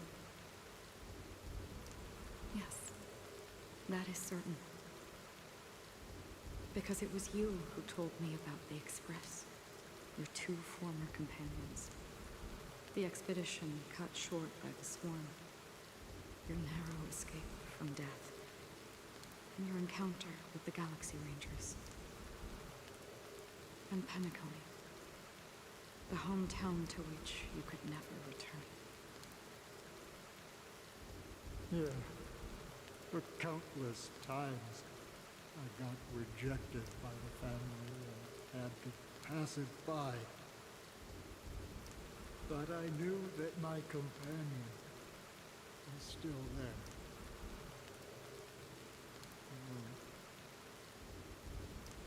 Mikhail, are you still there? Take my hand and come with me. We will leave this place. You'll embark on a long, long journey, shrouded in darkness. But fear not, as a touch of red will be awaiting you at the end of the path. That's the color of existence. Follow it, and it'll guide you and illuminate the way out. By doing so, you'll eventually reunite in the warmth of the sunlight. Thank you. May death be the end of your boundless dream, guiding you back to the waking world. Welcome to the horizon of existence. This place is one of the thousands of manifestations belonging to the sleeping and shapeless. And it's also an exit out of the Nihility for the awake ones. Let's bid our final farewells here.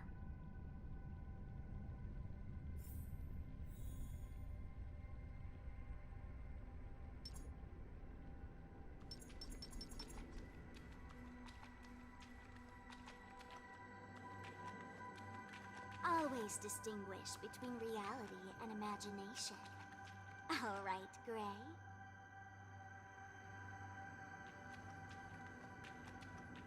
Life is akin to a winding labyrinth, where memories serve as our sole companions. May your schemes be forever concealed. Anna's dream is too cruel for him and everyone else. To the imperfect tomorrow. I still remember the question on the invitation letter. Why does life slumber?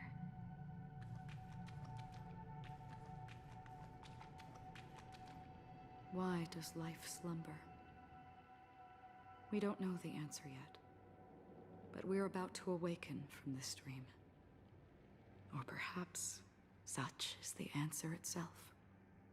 Leave this place. Return to where you belong, and awaken Penacony from this dream.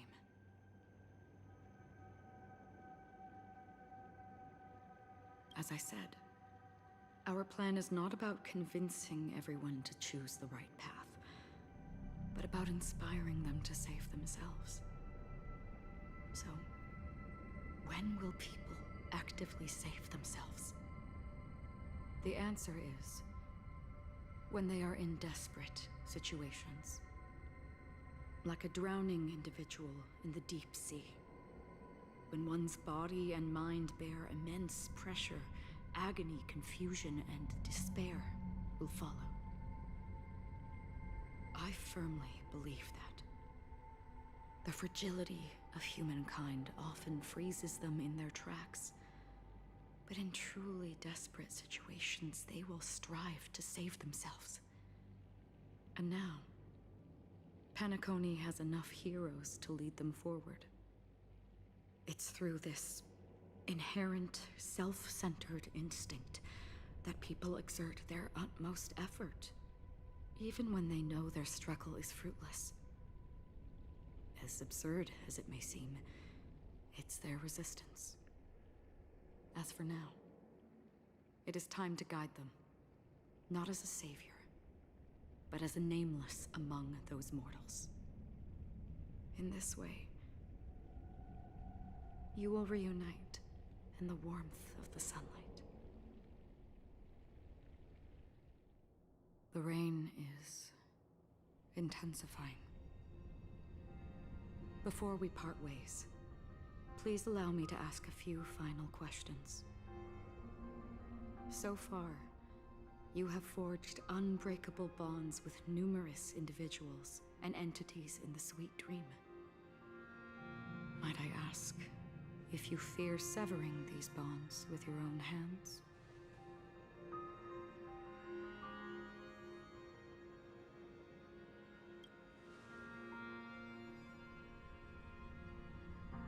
If there is a vast, lifelike dreamland that is virtually indistinguishable from reality, a realm without death, where everyone can attain the happiness and fulfillment they deserve, living blissfully ever after, I would ask, would you wish to stay?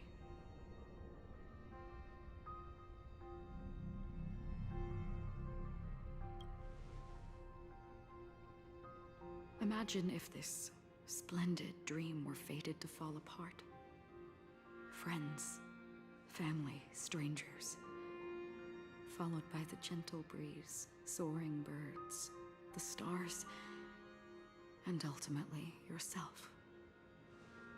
Everyone, and every face they remember. The joy and the heartaches, the vows sealed and those left hanging. All will inevitably march towards a predetermined ending. If you had grasped the journey's finale right from its inception, I would ask, would you still embark on this journey?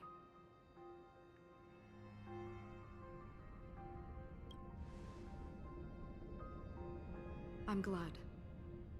The answer itself doesn't matter. What matters is that you've made a decision. Listen, touch, and ponder. And therein lies the sensation. Cherish it, because that's what makes us exist. Such is the only answer humans can offer when facing the nihility.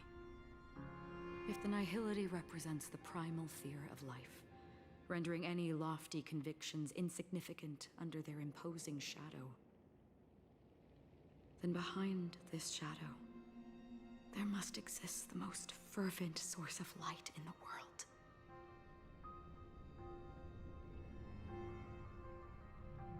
Just as every life that edges closer to death fervently approaches the end of the nihility, we must pursue that primordial light. And to think that you exist in annihility, and you watch over others to depart it. Such a task is absurd and meaningless. Nevertheless, someone had to do it. As for the meaning you mentioned, even if it's a meaningless task, I've come this far, haven't I? Even if the future you forge may not even belong to you. It may not belong to me, but it definitely belongs to someone. What hardships you must have experienced. In that case, allow me to do something meaningless too. Please, tell me your name.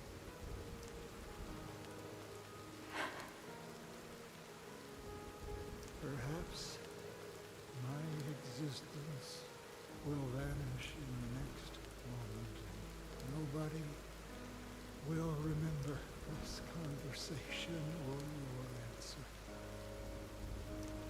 But I believe that your name should be remembered. And this universe will remember it as well.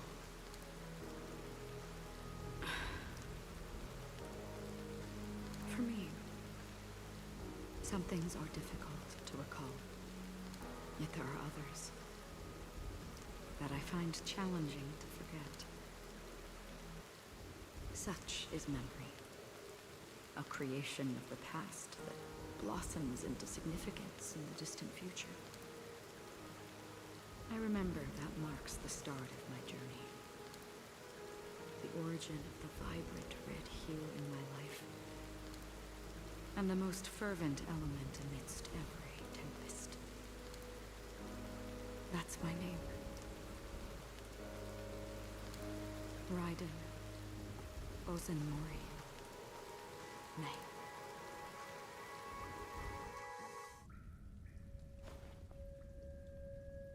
The Golden Dream is getting restless. In the coming long nights, I'm afraid you will face many setbacks and witness many tragedies.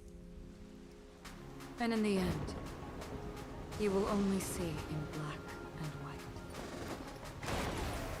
But please believe me, that in that monochrome world, there will be a glimpse of fleeting red. And when you make a choice, it will appear once more.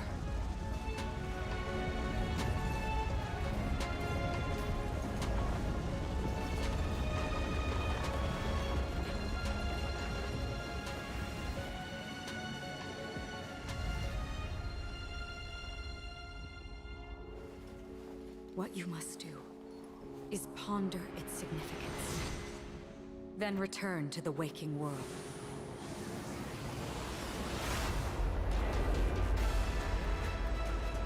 That's where we all find our answers.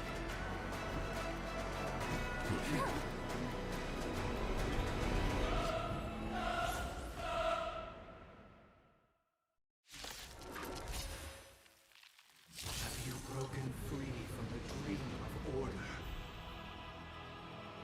We've done enough sleeping already. Let's show them a wake-up call. Noisy. Say bye to breathing. I will dispatch you. Your end approaches. Noisy. Stand still.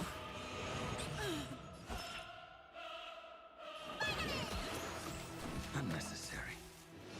Still the same old. Without order, how can the weak be righteous?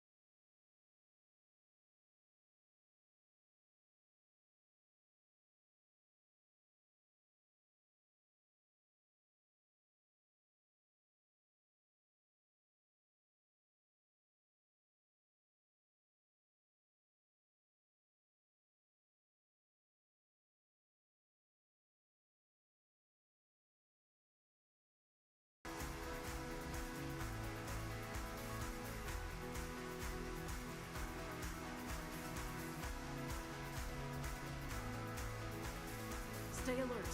Don't let his tune distract you.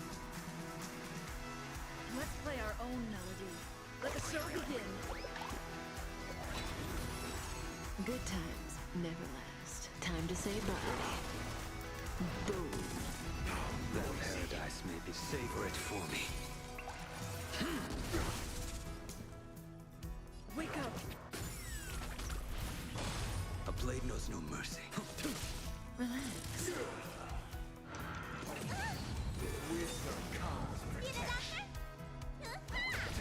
I'll take the lead. Listen up!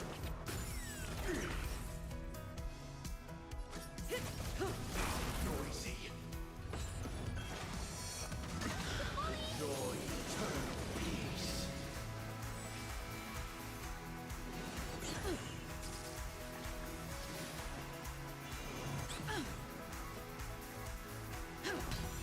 Stand still.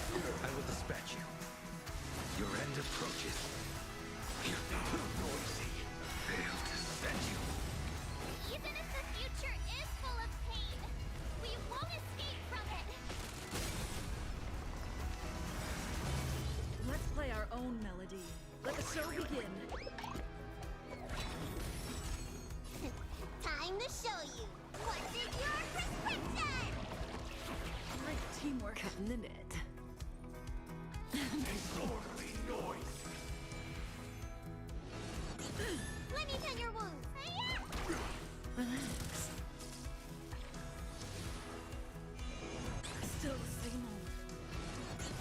I'll take the lead. Wake up! May as well kill them all.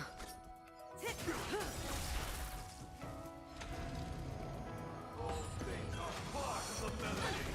Wait for good tidings. A blade knows no mercy. Disorderly Stand still. Good times. Now time to say bye. Boom.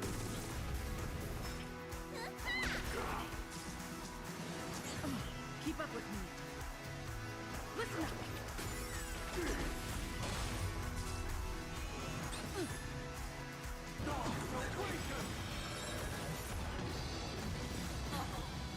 That paradise may savor it for me.